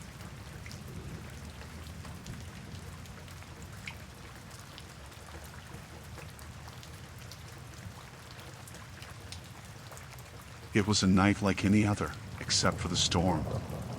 The rain hammered against the windows, and the thunder seemed to shake the whole house. I was home alone, trying to finish some work in the living room. The power went out suddenly, plunging the house into darkness. I fumbled for my phone, using the flashlight to find my way around. I lit a few candles and placed them around the room, the flickering light casting eerie shadows on the walls. I felt a bit uneasy but chalked it up to the storm. The wind howled outside, and the old house creaked and groaned. I decided to go to bed, hoping the power would be back by morning. As I climbed the stairs, I heard a noise coming from downstairs. At first, I thought it was just the storm, but then I heard it again. A faint thud, like something being knocked over. My heart started to race. I knew every sound this house made, and this was different. I paused on the stairs, straining to hear. There it was again, louder this time. Someone was in my house. I felt a cold sweat break out on my forehead. I reached for my phone, but there was no signal. I was completely cut off. I crept back downstairs, my footsteps barely making a sound. I had to see what was going on. As I reached the bottom, I peered around the corner into the living room. The candles were still burning, casting long shadows. I saw movement out of the corner of my eye. Someone was in the kitchen. I picked up a heavy vase from a side table, gripping it tightly. My heart was pounding so hard I thought whoever was in the kitchen would hear it. I inched closer, trying to stay out of sight. I could hear rummaging, the sound of drawers being opened and closed. I took a deep breath and stepped into the kitchen, raising the vase above my head. The figure turned, and our eyes met. He was a large man, dressed in dark clothes, his face partially covered by a hood. He didn't seem startled to see me, just annoyed. "Who are you? What do you want?" I demanded, my voice shaking. He didn't answer, just took a step toward me. I swung the vase, but he was quicker. He grabbed my wrist, twisting it painfully until I dropped the vase. It shattered on the floor, the sound echoing through the house. He pushed me back, and I stumbled, falling to the ground. I scrambled to my feet, backing away. He reached into his pocket and pulled out a knife. The dim candlelight glinted off the blade. I felt a surge of panic. "Get out of my house!" I shouted, but he just smiled, a cold, sinister smile. I turned and ran, my bare feet slipping on the wooden floor. I could hear him behind me, his footsteps heavy and deliberate. I made it to the stairs and took them two at a time, my only thought to get to my bedroom and lock the door. I slammed the door shut and locked it, leaning against it, trying to catch my breath. I could hear him coming up the stairs. I looked around for something to defend myself with. My eyes fell on the heavy dresser. I pushed it in front of the door, using all my strength. The doorknob rattled, and I heard him cursing. He started pounding on the door, the wood splintering under the force. I knew it wouldn't hold for long. I looked around the room, desperate for another way out. The only window was too high to jump from safely. I grabbed a lamp and stood by the door, ready to defend myself. The door burst open, the dresser shoved aside like it weighed nothing. He stepped into the room, knife in hand. I swung the lamp, catching him on the side of the head.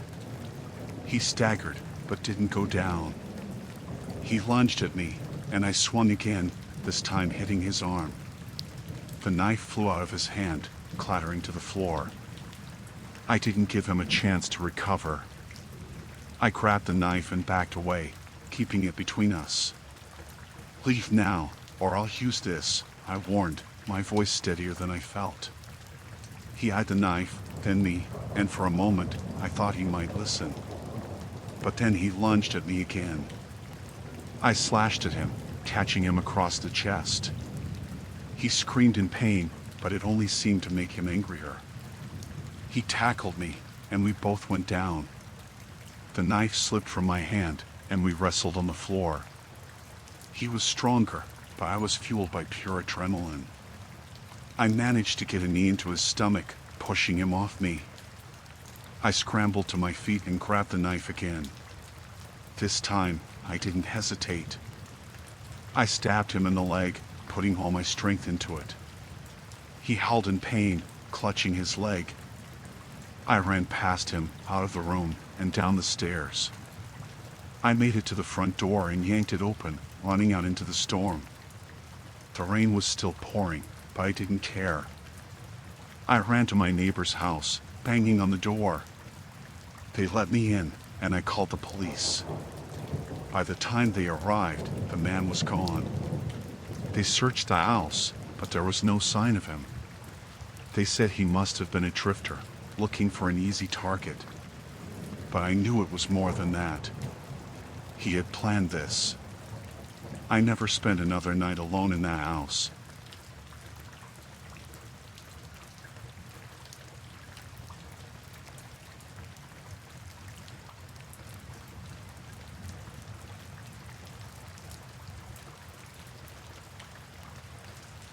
It was a quiet evening, and I was home alone.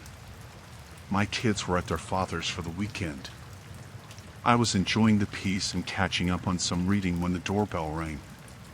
It was already dark outside, and the rain was coming down hard. I wasn't expecting anyone, but I figured it might be a delivery I forgot about. I opened the door to find a man standing there, drenched from the rain. He looked worried and said his car broke down a few blocks away. He asked if he could use my phone to call for help. I hesitated for a moment, but then figured he seemed harmless enough and let him in. He stepped inside, dripping water everywhere, and I handed him my phone. He dialed a number and started talking to someone, but I noticed he wasn't really saying much. Just fake answers and nodding his head. Something felt off.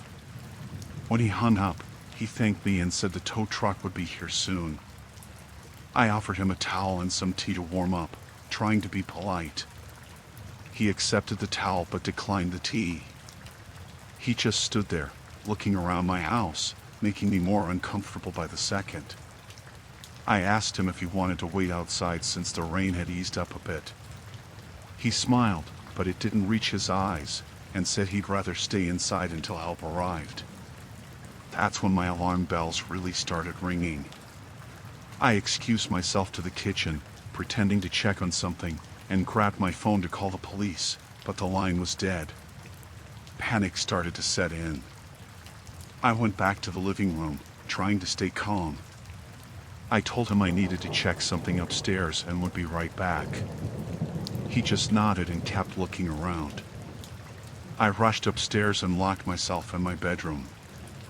I tried calling the police again, but my phone still wasn't working. I heard footsteps on the stairs. My heart was pounding so hard I thought it would burst out of my chest. I looked around for something to defend myself with and grabbed a heavy lamp. The footsteps got closer, and then I heard him trying the doorknob. It was locked, but that didn't make me feel any safer. "Is everything okay in there?" he called through the door. His voice was different now, colder. I didn't answer. I moved quietly to the window and saw his car parked across the street, not broken down at all. The doorknob rattled again, harder this time. I knew I had to get out of there. I opened the window as quietly as I could and climbed out onto the roof. The rain was slick and cold, but I didn't care. I had to get away. I made my way to the edge of the roof and climbed down the trellis. My heart was racing, and my hands were shaking, but I managed to get to the ground without making too much noise. I ran to the neighbor's house, praying they were home. I banged on their door, and thankfully, they answered. I told them everything, and they called the police for me. We stayed inside, waiting for the cops to arrive. I kept looking out the window, terrified that he would find me. The police showed up within minutes, but it felt like hours.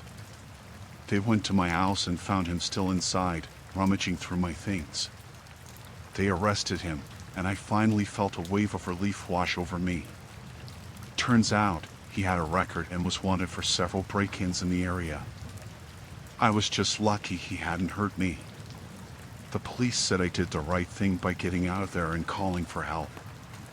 It took me a long time to feel safe in my own home again. I changed the locks, got a security system, and always double-check everything before opening the door.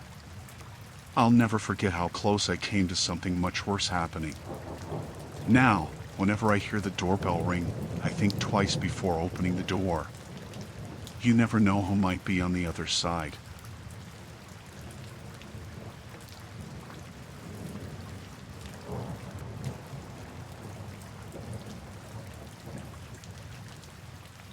I was in town for a business presentation and checked into a hotel near the conference center. The room seemed nice enough, and I started unpacking my things. I was a bit nervous about the presentation, so I decided to practice my speech in front of the mirror. As I was going through my notes, I noticed a small, blinking light in the corner of the room. At first, I thought it was a smoke detector or some kind of sensor. But then I realized it was coming from a tiny hole in the wall. I got closer and saw a small lens inside. It was a camera, and it was pointed directly at the bed. My heart started racing. Someone had been watching me. I felt exposed and violated. I tried to think logically about what to do next. I didn't want to stay in the room, but I also didn't want to make a scene without being sure.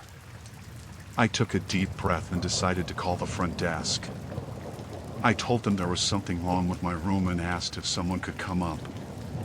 A few minutes later, a man from maintenance knocked on the door.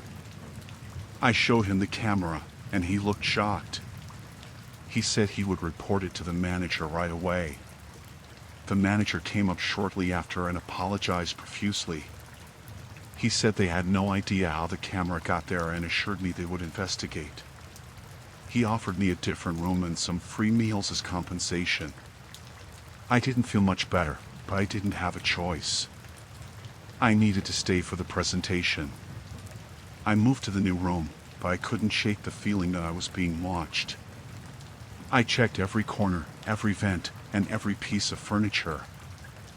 I found nothing, but I still felt uneasy.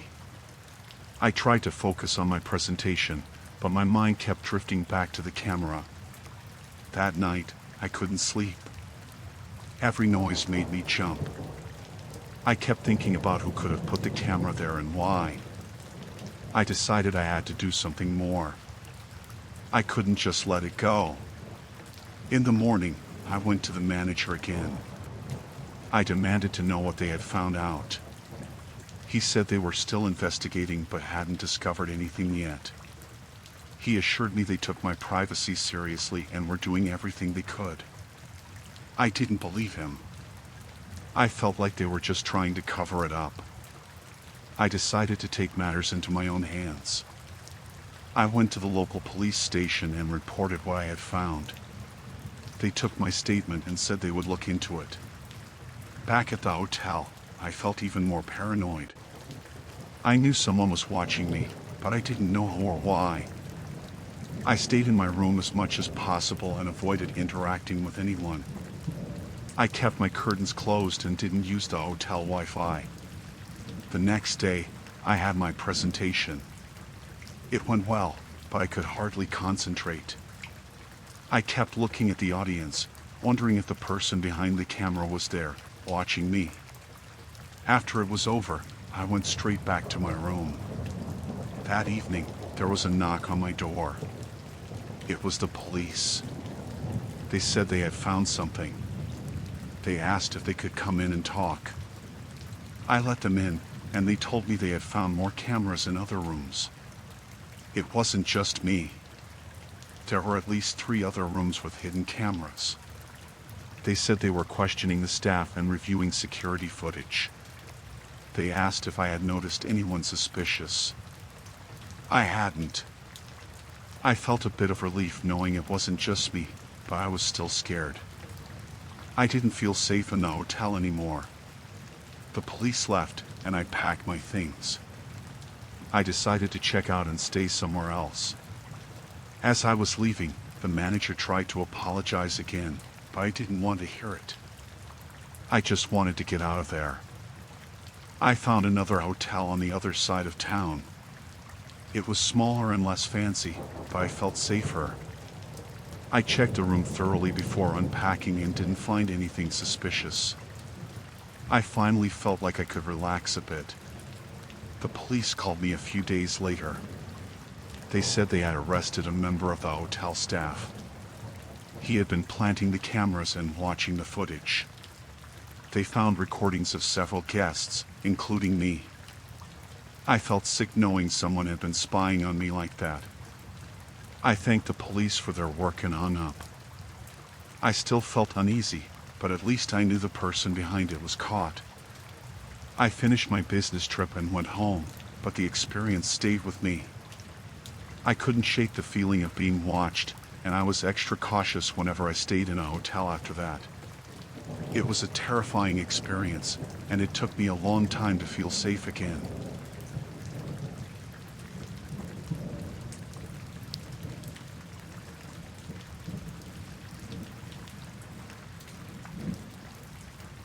Last night was a shift like no other. I work as a security guard in a big office building downtown. Usually, it's pretty quiet. I make my rounds, check the cameras, and make sure everything is locked up. But last night, something happened that I still can't shake. It was around 1 a.m. when I got a call on the building's emergency line. It's a direct line, meant for real emergencies only. I answered it right away. A woman's voice was on the other end, trembling and scared. She said she was being held against her will somewhere in the building. I asked her where she was, trying to stay calm. She said she didn't know exactly, but described a room with no windows and a heavy door. My mind raced. I knew the building inside and out, and I couldn't think of a room like that. I told her to stay quiet and that I would find her. I grabbed my flashlight and set out to check every floor. I started on the ground floor and worked my way up. Each floor was empty, just dark offices and locked doors. I kept the phone on me, hoping she'd call back with more information. As I reached the top floor, I felt a chill. The top floor was supposed to be empty. No businesses, no offices, just storage. But the woman's voice was so real, so desperate. I checked every storage room, but they were all empty. I went back to the security office to check the cameras. I rewound the footage, looking for anything unusual. That's when I saw something strange. On one of the cameras, I saw a shadow moving in a hallway on the top floor. It was quick, but definitely there. I headed back up, heart pounding. I checked the hallway where I saw the shadow, but there was nothing. No signs of anyone. I started to think I was imagining things. But then, I heard a faint noise, like a door creaking. I followed the sound to a wall at the end of the hallway. It looked like a regular wall, but when I pressed on it, it moved. A hidden door. I couldn't believe it. I pushed it open and found a dark staircase leading down. I took a deep breath and descended the stairs. At the bottom was a heavy metal door, just like the woman described. I knocked softly and called out to her. She answered right away, her voice full of relief. I told her to stand back and tried the handle. It was locked. I looked around and saw a keypad on the wall. I had no idea what the code could be. I asked her if she knew, but she said her captors always punched it in too fast for her to see. I had to think fast. I remembered seeing a keypad in the security office, with a list of default codes for emergency use. I told her I'd be right back and ran up the stairs. My legs felt like lead as I sprinted to the office. I found the list and ran back down. I tried the first code, nothing. The second, still nothing. On the third try, the door clicked open. I pushed it open and saw her, tied to a chair in the middle of the room. She looked terrified, but unharmed. I rushed to her and untied her. She thanked me over and over, tears streaming down her face. I told her we needed to get out of there before her captors came back. We hurried up the stairs and out into the hallway. Just as we reached the main hallway, I heard voices. The captors were coming back. I led her to a nearby office and we hid inside, holding our breath. The voices got closer, then stopped right outside the door. I could see shadows moving under the door. They were looking for her. My heart was pounding so loud I was sure they could hear it. But after a few tense minutes, they moved on. We waited a bit longer, then made our way out. We got to the ground floor and out the front door. I called the police as soon as we were outside. They arrived quickly and took the woman to safety. They searched the building but didn't find the captors. They had vanished. The police questioned me for hours. I told them everything I knew, but there were still so many questions. Who were these people? Why was she being held? And how did they know the building so well? I didn't get any answers that night. I went home, exhausted and shaken. I couldn't sleep, replaying everything in my mind. The woman's voice, the hidden door, the shadows under the door. It all felt like a nightmare. Today, I'm still trying to process it all. The building feels different now, less safe. I keep thinking about that woman and what she went through. I'm just glad I was there to help. even if I don't have all the answers. I don't know if I'll ever feel completely safe again, but I do know one thing: I'll always trust my instincts. If I hadn't listened to that call, who knows what might have happened to her.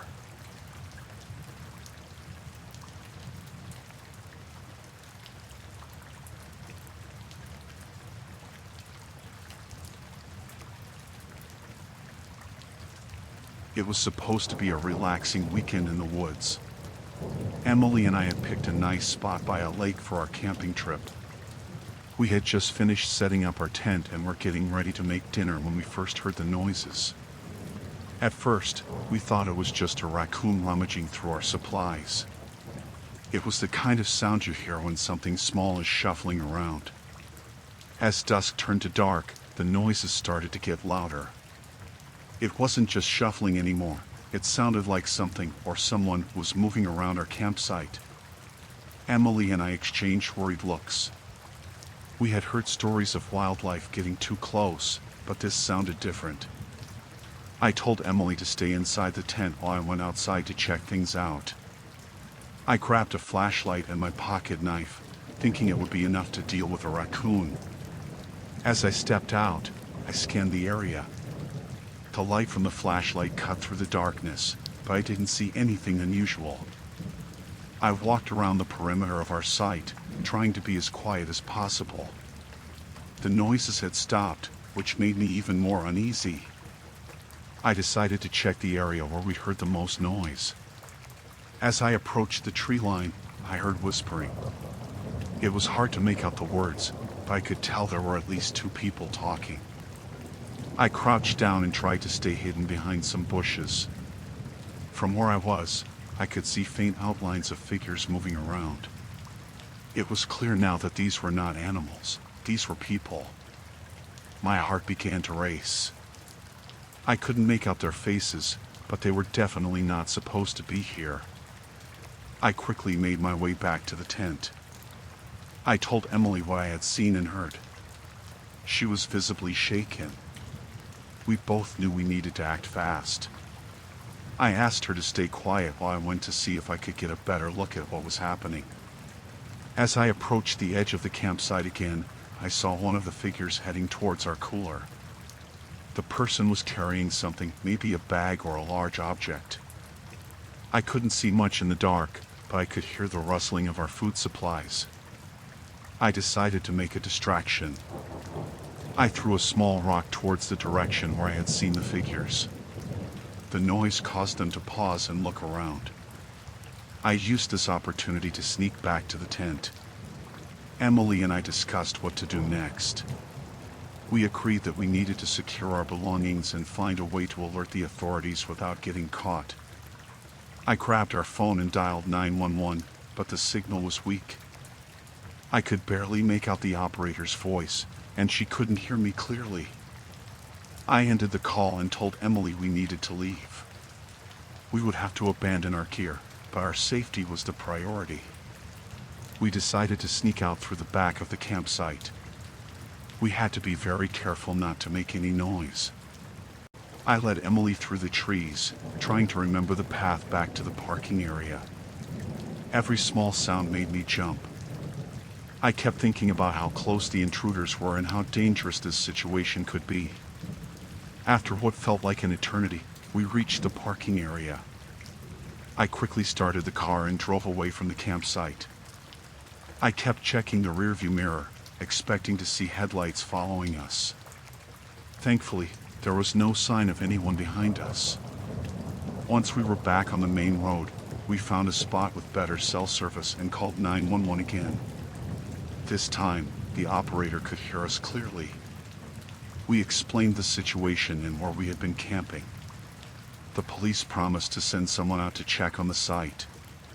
We spent the rest of the night in a nearby motel, still shaken by what had happened. The next day, the police contacted us to let us know that they had investigated the campsite. They found evidence of the intruders, but they were long gone by the time they arrived. We were told that the intruders might have been local troublemakers, but there was no way to be sure. The police assured us that they would increase patrols in the area. I never imagined our camping trip would turn out like this. We were relieved to be safe, but the experience left us both on edge. We decided to stick to well-populated campsites from then on. The sense of vulnerability we felt that night was something I never want to experience again.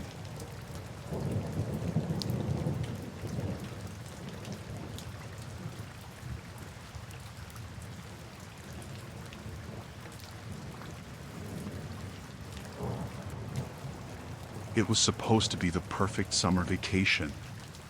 My family and I had saved up for months to stay at this luxury resort. The place was beautiful, with pristine beaches, lush gardens, and every amenity you could imagine. We arrived on a sunny afternoon, and everything seemed perfect. The first couple of days were bliss. We swam in the pool, lounged on the beach, and enjoyed the all-inclusive meals. But on the third night, my husband, Mark, started feeling sick. He thought it was just something he ate, but by morning, he was much worse. I took him to the resort's clinic. The doctor there was calm, almost too calm, and gave him some pills. Mark slept most of the day, and I started to feel uneasy. That night, our kids, Emily and Jake, began to complain of stomach aches. Panic set in as they both got worse quickly. By the next morning, all three were too weak to leave the room. I called for a doctor again, but they were slow to respond. When they finally came, they just gave more pills and assured me it was a common bug. Something felt off. The staff's reassurances didn't match the severity of what was happening.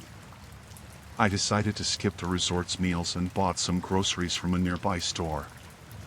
I cooked in our small kitchen, hoping it would help, but there was no change.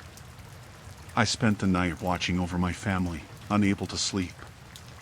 That's when I noticed a few staff members lingering outside our room, whispering to each other. The next day, I went to the front desk and demanded to speak with the manager. They gave me the runaround, saying he was busy. My frustration grew. I started to observe the staff more closely and noticed something strange. They seemed overly attentive, always watching us. My mind raced with possibilities. Why were they so interested in us? What was really happening? I decided to take matters into my own hands. I snuck out of the room and wandered around the resort, looking for answers. In the basement, I found a locked door with a keypad. I waited until a staff member approached and saw them enter the code. I memorized it and returned later when the coast was clear. Inside, I discovered a makeshift lab with medical equipment and files on various guests, including my family. My heart pounded as I read through the files. It looked like they had been experimenting with different drugs, testing their effects on guests. I took photos of the documents with my phone and hurried back to the room. I needed to get my family out of there. When I returned, 2 staff members were in our room, trying to give my family more pills. I confronted them, and they became aggressive, insisting it was for their own good. I managed to get them out of the room and locked the door behind them. I packed our bags quickly and helped my husband and kids out of bed. They were weak, but we needed to leave. I called for a taxi, but none were available. The resort staff had likely anticipated this. We had no choice but to walk to the nearest town, a few miles away. The journey was slow and agonizing. My family could barely walk, and I was terrified we wouldn't make it. We finally reached a small clinic in the town. The local doctor was shocked at their condition and admitted them immediately. He confirmed my suspicions. They had been poisoned.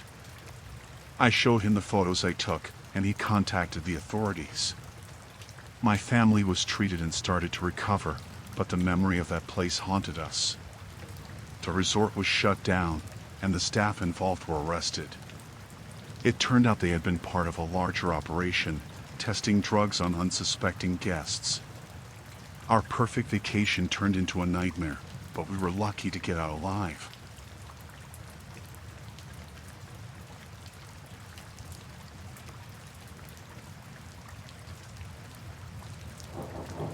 I had always looked forward to our summer vacation, and this year we decided to take a cruise.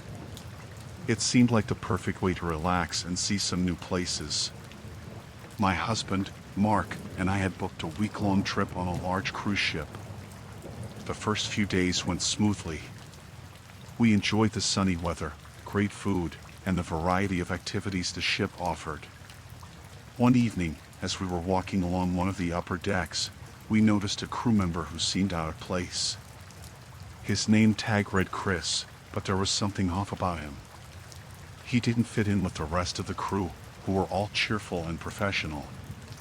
This crew member moved too quickly and always seemed to be looking around nervously.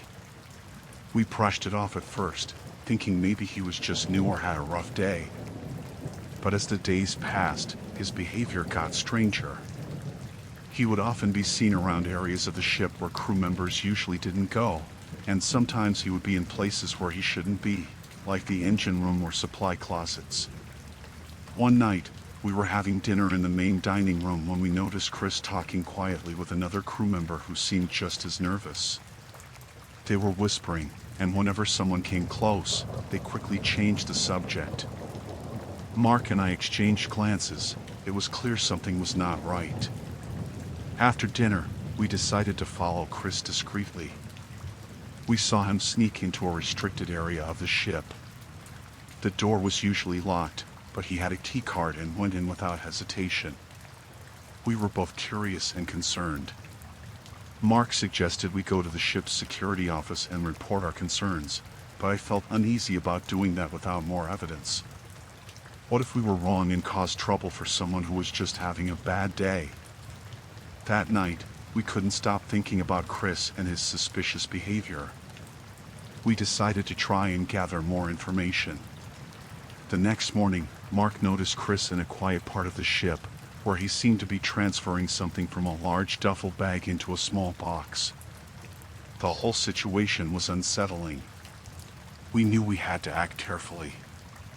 We didn't want to put ourselves in danger or make a mistake that could ruin someone's life. We decided to document what we saw as best as we could without drawing attention to ourselves. We used our phones to take discreet pictures of Chris and the areas he was visiting. Once we had enough evidence, we went to the ship's security office. We were anxious but knew it was the right thing to do. We showed the security officer our photos and explained what we had seen. He took us seriously and assured us he would investigate. The security officer asked us to remain on standby and avoid contact with Chris. We agreed and spent the day nervously waiting. We kept a low profile, avoiding any further encounters with Chris while hoping for the best. The idea of being on a ship with someone who might have dangerous intentions was frightening. Later that afternoon, we were called into the security office. The officer informed us that Chris had been apprehended. It turned out that Chris was indeed an imposter. He had managed to get a job on the ship by using fake credentials. The security team found that he had been planning to steal valuable items from the ship's safe and had also been involved in smuggling illegal goods. The authorities were notified, and Chris was taken into custody. It was a relief to know that we had helped prevent a potentially dangerous situation. The rest of our trip went smoothly, and we felt a lot safer knowing the threat was gone.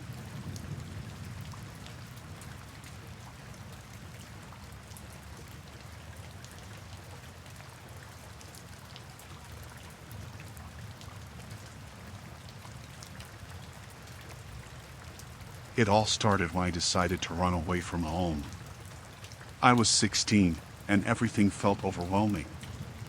My parents were always fighting, and I just couldn't take it anymore. I packed a small bag with some clothes and a few personal items, then left early one morning while they were still asleep. I made my way to the train station, my heart pounding the whole way. I planned to catch a train to a nearby city where I thought I could figure things out. The train station was crowded, and I felt a mix of anxiety and excitement. I was free, or at least I thought I was. That's when I met him. He seemed friendly, maybe in his late 20s, with a warm smile and kind eyes. He was sitting on the bench next to where I was waiting, and he struck up a conversation. He asked where I was headed and if I needed any help. I was wary at first but decided to trust him. I was young and scared, and he seemed genuine. We talked for a while, and he told me his name was Mike. He said he was going to the same city and offered to share his train ticket with me. I hesitated but accepted. He seemed like someone who genuinely wanted to help, and I was too overwhelmed to think clearly. When the train arrived, he led me to the correct platform. Everything seemed fine, and I felt a little better. We got on the train together and found a seat. The journey was long, and we talked about everything, my plans, my hopes, and my fears. He listened attentively and offered supportive advice. After a while, I started to notice that his behavior was a bit odd. He would occasionally glance around the train car as if he was checking something. I brushed it off as paranoia. Maybe he was just nervous about the journey, just like I was. Halfway through the trip, Mike suggested we go to the dining car for a drink. I was thirsty and agreed. We walked down the narrow corridor together.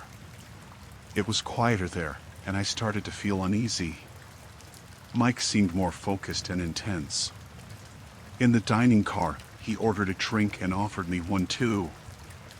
I wasn't really hungry or thirsty, but I took it anyway. I noticed that he was watching me closely. His demeanor had changed from friendly to something more unsettling. I tried to stay calm, but my nerves were on edge. After we returned to our seats, he became even more distant and started asking more personal questions. It felt invasive. I began to regret accepting his help and wished I hadn't trusted him so easily. When the train approached the next station, Mike's behavior escalated. He leaned in close and whispered that he had an important message for me.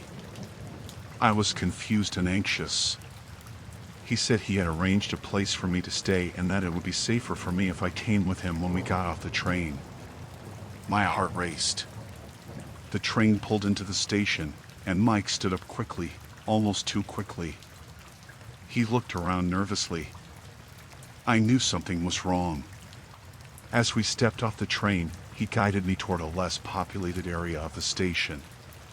My instincts screamed at me to get away. I made an excuse to go to the restroom and hurried off in the opposite direction. I kept my head down and walked briskly, trying to blend in with the crowd. I could feel Mike's eyes on me, and I was sure he was looking for me. In the restroom, I tried to calm myself and think. I knew I had to get away from him. I peeked out and saw him still searching. My heart was pounding. I decided to use the public phone to call the police.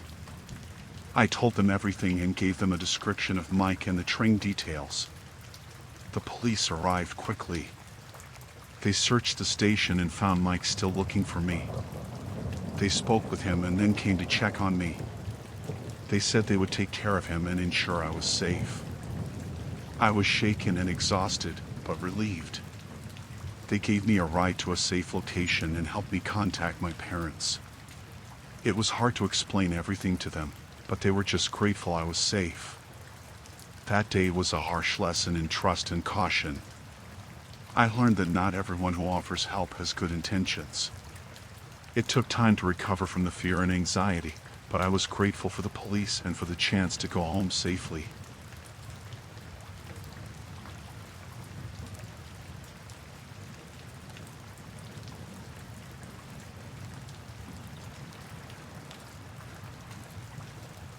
I had been driving through the desert for hours, heading back from a weekend getaway.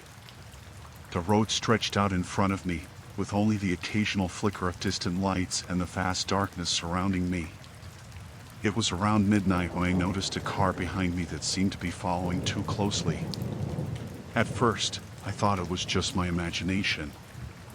I could see the headlights in my rearview mirror, but it was hard to judge if they were too close.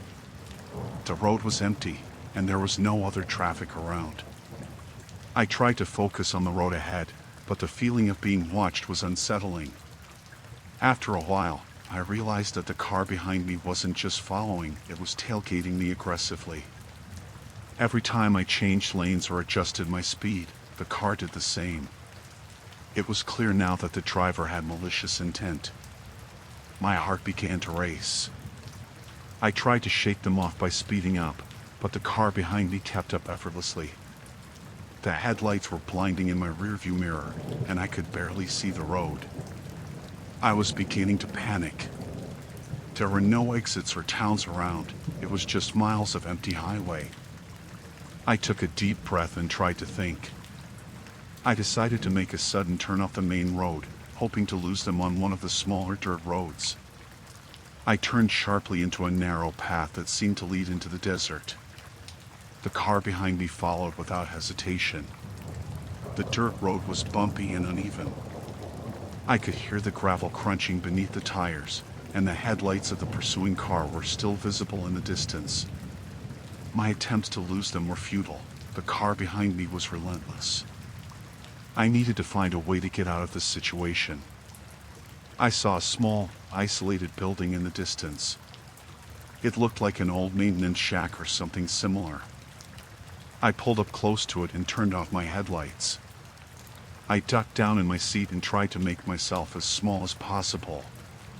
My breath felt heavy, and I could hear my own heartbeat in my ears. The pursuing car slowed down and stopped nearby. I could see the headlights through the gaps in the building's walls. My mind raced, trying to come up with a plan. I knew I couldn't stay there for long. I had to do something to get away. I waited for what felt like an eternity, trying to stay as quiet as possible. The car seemed to be idling outside, and I could see shadowy figures moving around. It was clear that they were looking for me. I had to find a way to get back to the highway and seek help. When I felt it was safe, I quietly started my car and drove away from the building. I stayed off the main road, keeping to the darker paths and trying to stay hidden. The headlights of the pursuing car were still visible in the distance, but they seemed to be fading as I continued to drive. Eventually, I reached a more populated area, where I could see a few scattered lights in the distance. I pulled into a gas station that was still open, hoping that the presence of other people would discourage the car from continuing its pursuit. I went inside, and the cashier noticed my distressed state. I explained the situation, and they called the police for me. I stayed at the gas station until the authorities arrived. When they checked the area, they didn't find any sign of the car that had been following me. I was relieved but still shaken. The police advised me to be cautious and to avoid driving alone late at night, especially in isolated areas. I took their advice seriously and made sure to stay aware of my surroundings in the future. That night in the desert was one of the scariest experiences of my life. The fear of being pursued by someone with unknown intentions was overwhelming.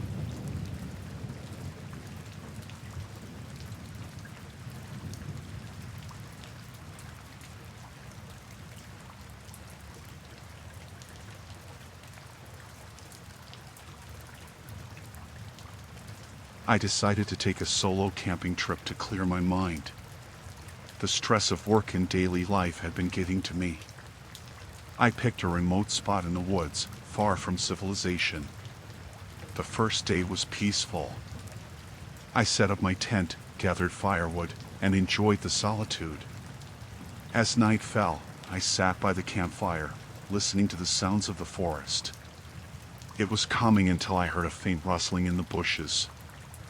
I dismissed it as an animal and went to bed. The next morning, I found footprints around my campsite. They were too big to be from an animal. My heart started to race.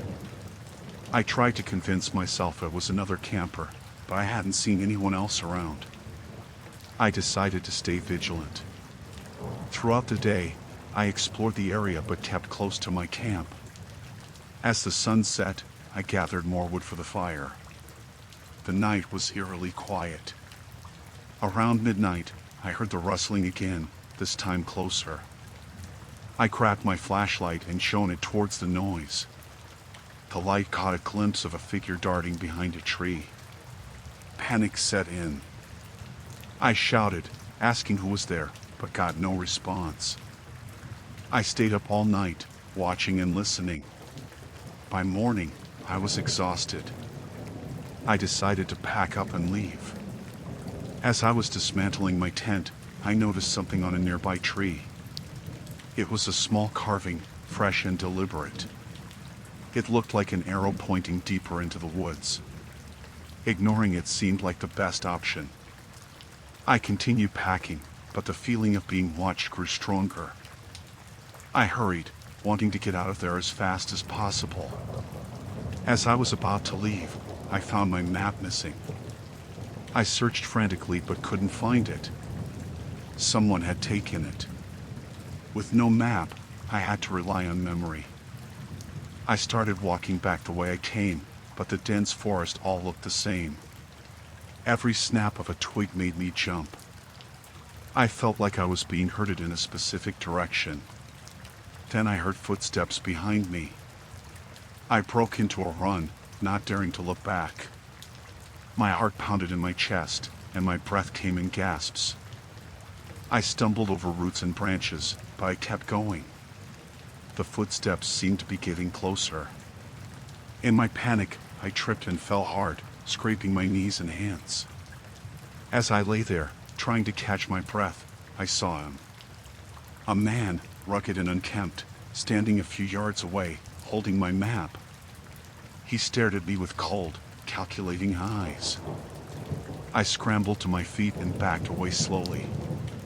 He didn't move, just watched me. I turned and ran again, faster than before. I could hear him following, his pace steady and relentless. My mind raced, trying to think of a way out.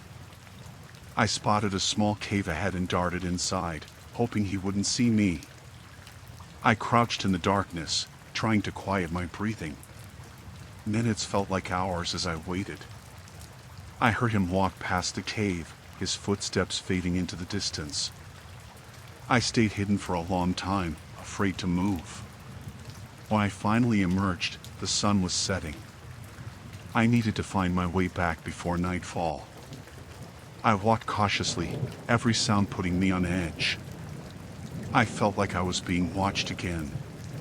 As darkness fell, I stumbled upon an old, abandoned cabin. It looked like it hadn't been used in years, but it was shelter. I decided to hide there for the night. Inside, the cabin was musty and filled with cobwebs. I barricaded the door with an old table and sat in a corner, clutching a broken piece of wood as a weapon. The silence was oppressive. I tried to stay awake, but exhaustion took over. I woke to the sound of the door creaking open. My heart leaped into my throat as I saw the man standing in the doorway, his silhouette framed by the moonlight. He stepped inside slowly, savoring the fear in my eyes. I backed away, but there was nowhere to go. He spoke in a low, gravelly voice, saying he had been watching me since I arrived. He enjoyed the hunt. My mind raced, trying to think of a way out. I noticed a small window behind me. It was my only chance. I grabbed a piece of wood and lunged at him, catching him off guard. He staggered back, and I took the opportunity to dive through the window. Glass shattered around me as I hit the ground hard. I didn't look back. I ran with everything I had, my lungs burning, my legs feeling like lead. I could hear him cursing behind me. The forest seemed endless, but I pushed on, driven by sheer terror. I stumbled upon a stream and followed it, hoping it would lead me to safety. As dawn broke, I finally saw signs of civilization. A dirt road appeared ahead, and I ran towards it. I flagged down the first car I saw, a kind elderly couple who immediately took me to the nearest police station. I was shaken and exhausted, but I was safe. The police took my statement and assured me they would search the area. Days later, I found out they hadn't found the man. The thought that he was still out there haunted me. I couldn't shake the feeling of being watched, even in the safety of my own home. The solo camping trip that was supposed to bring peace had turned into a nightmare. I never went camping alone again. The fear stayed with me, a constant reminder of how close I came to losing everything.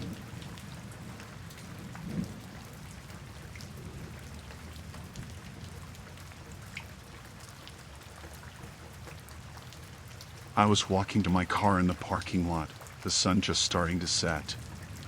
It had been a long day, and I was ready to go home.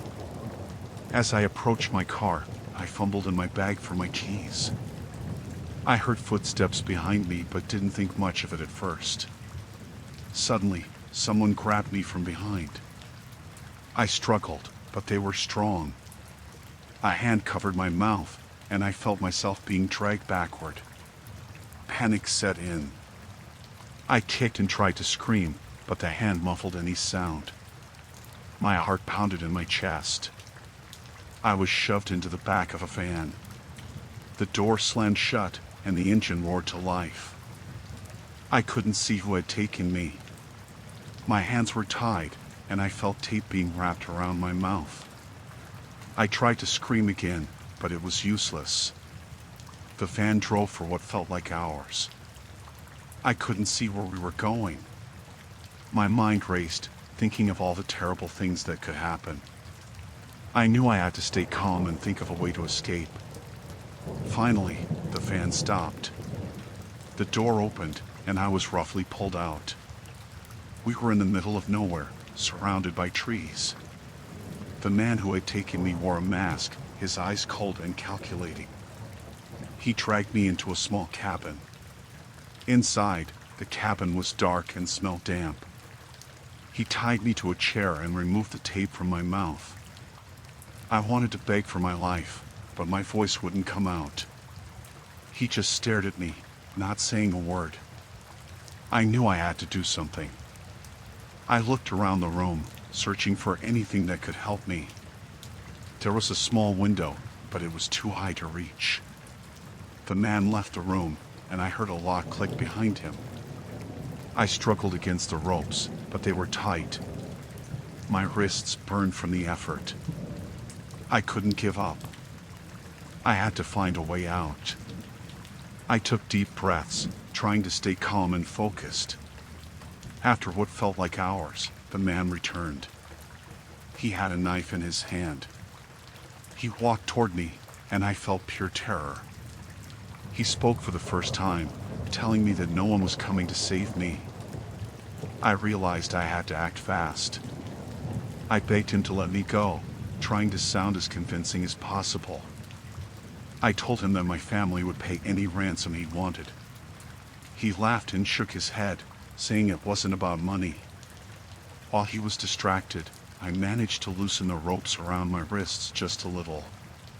He turned his back to me for a moment, and I saw my chance. I yanked my hands free and grabbed a heavy lamp from a nearby table. I hit him as hard as I could. He stumbled, and the knife clattered to the floor. I grabbed it and pointed it at him, my hand shaking. He lunged at me, but I managed to slash his arm. He screamed in pain. I ran for the door, fumbling with the lock.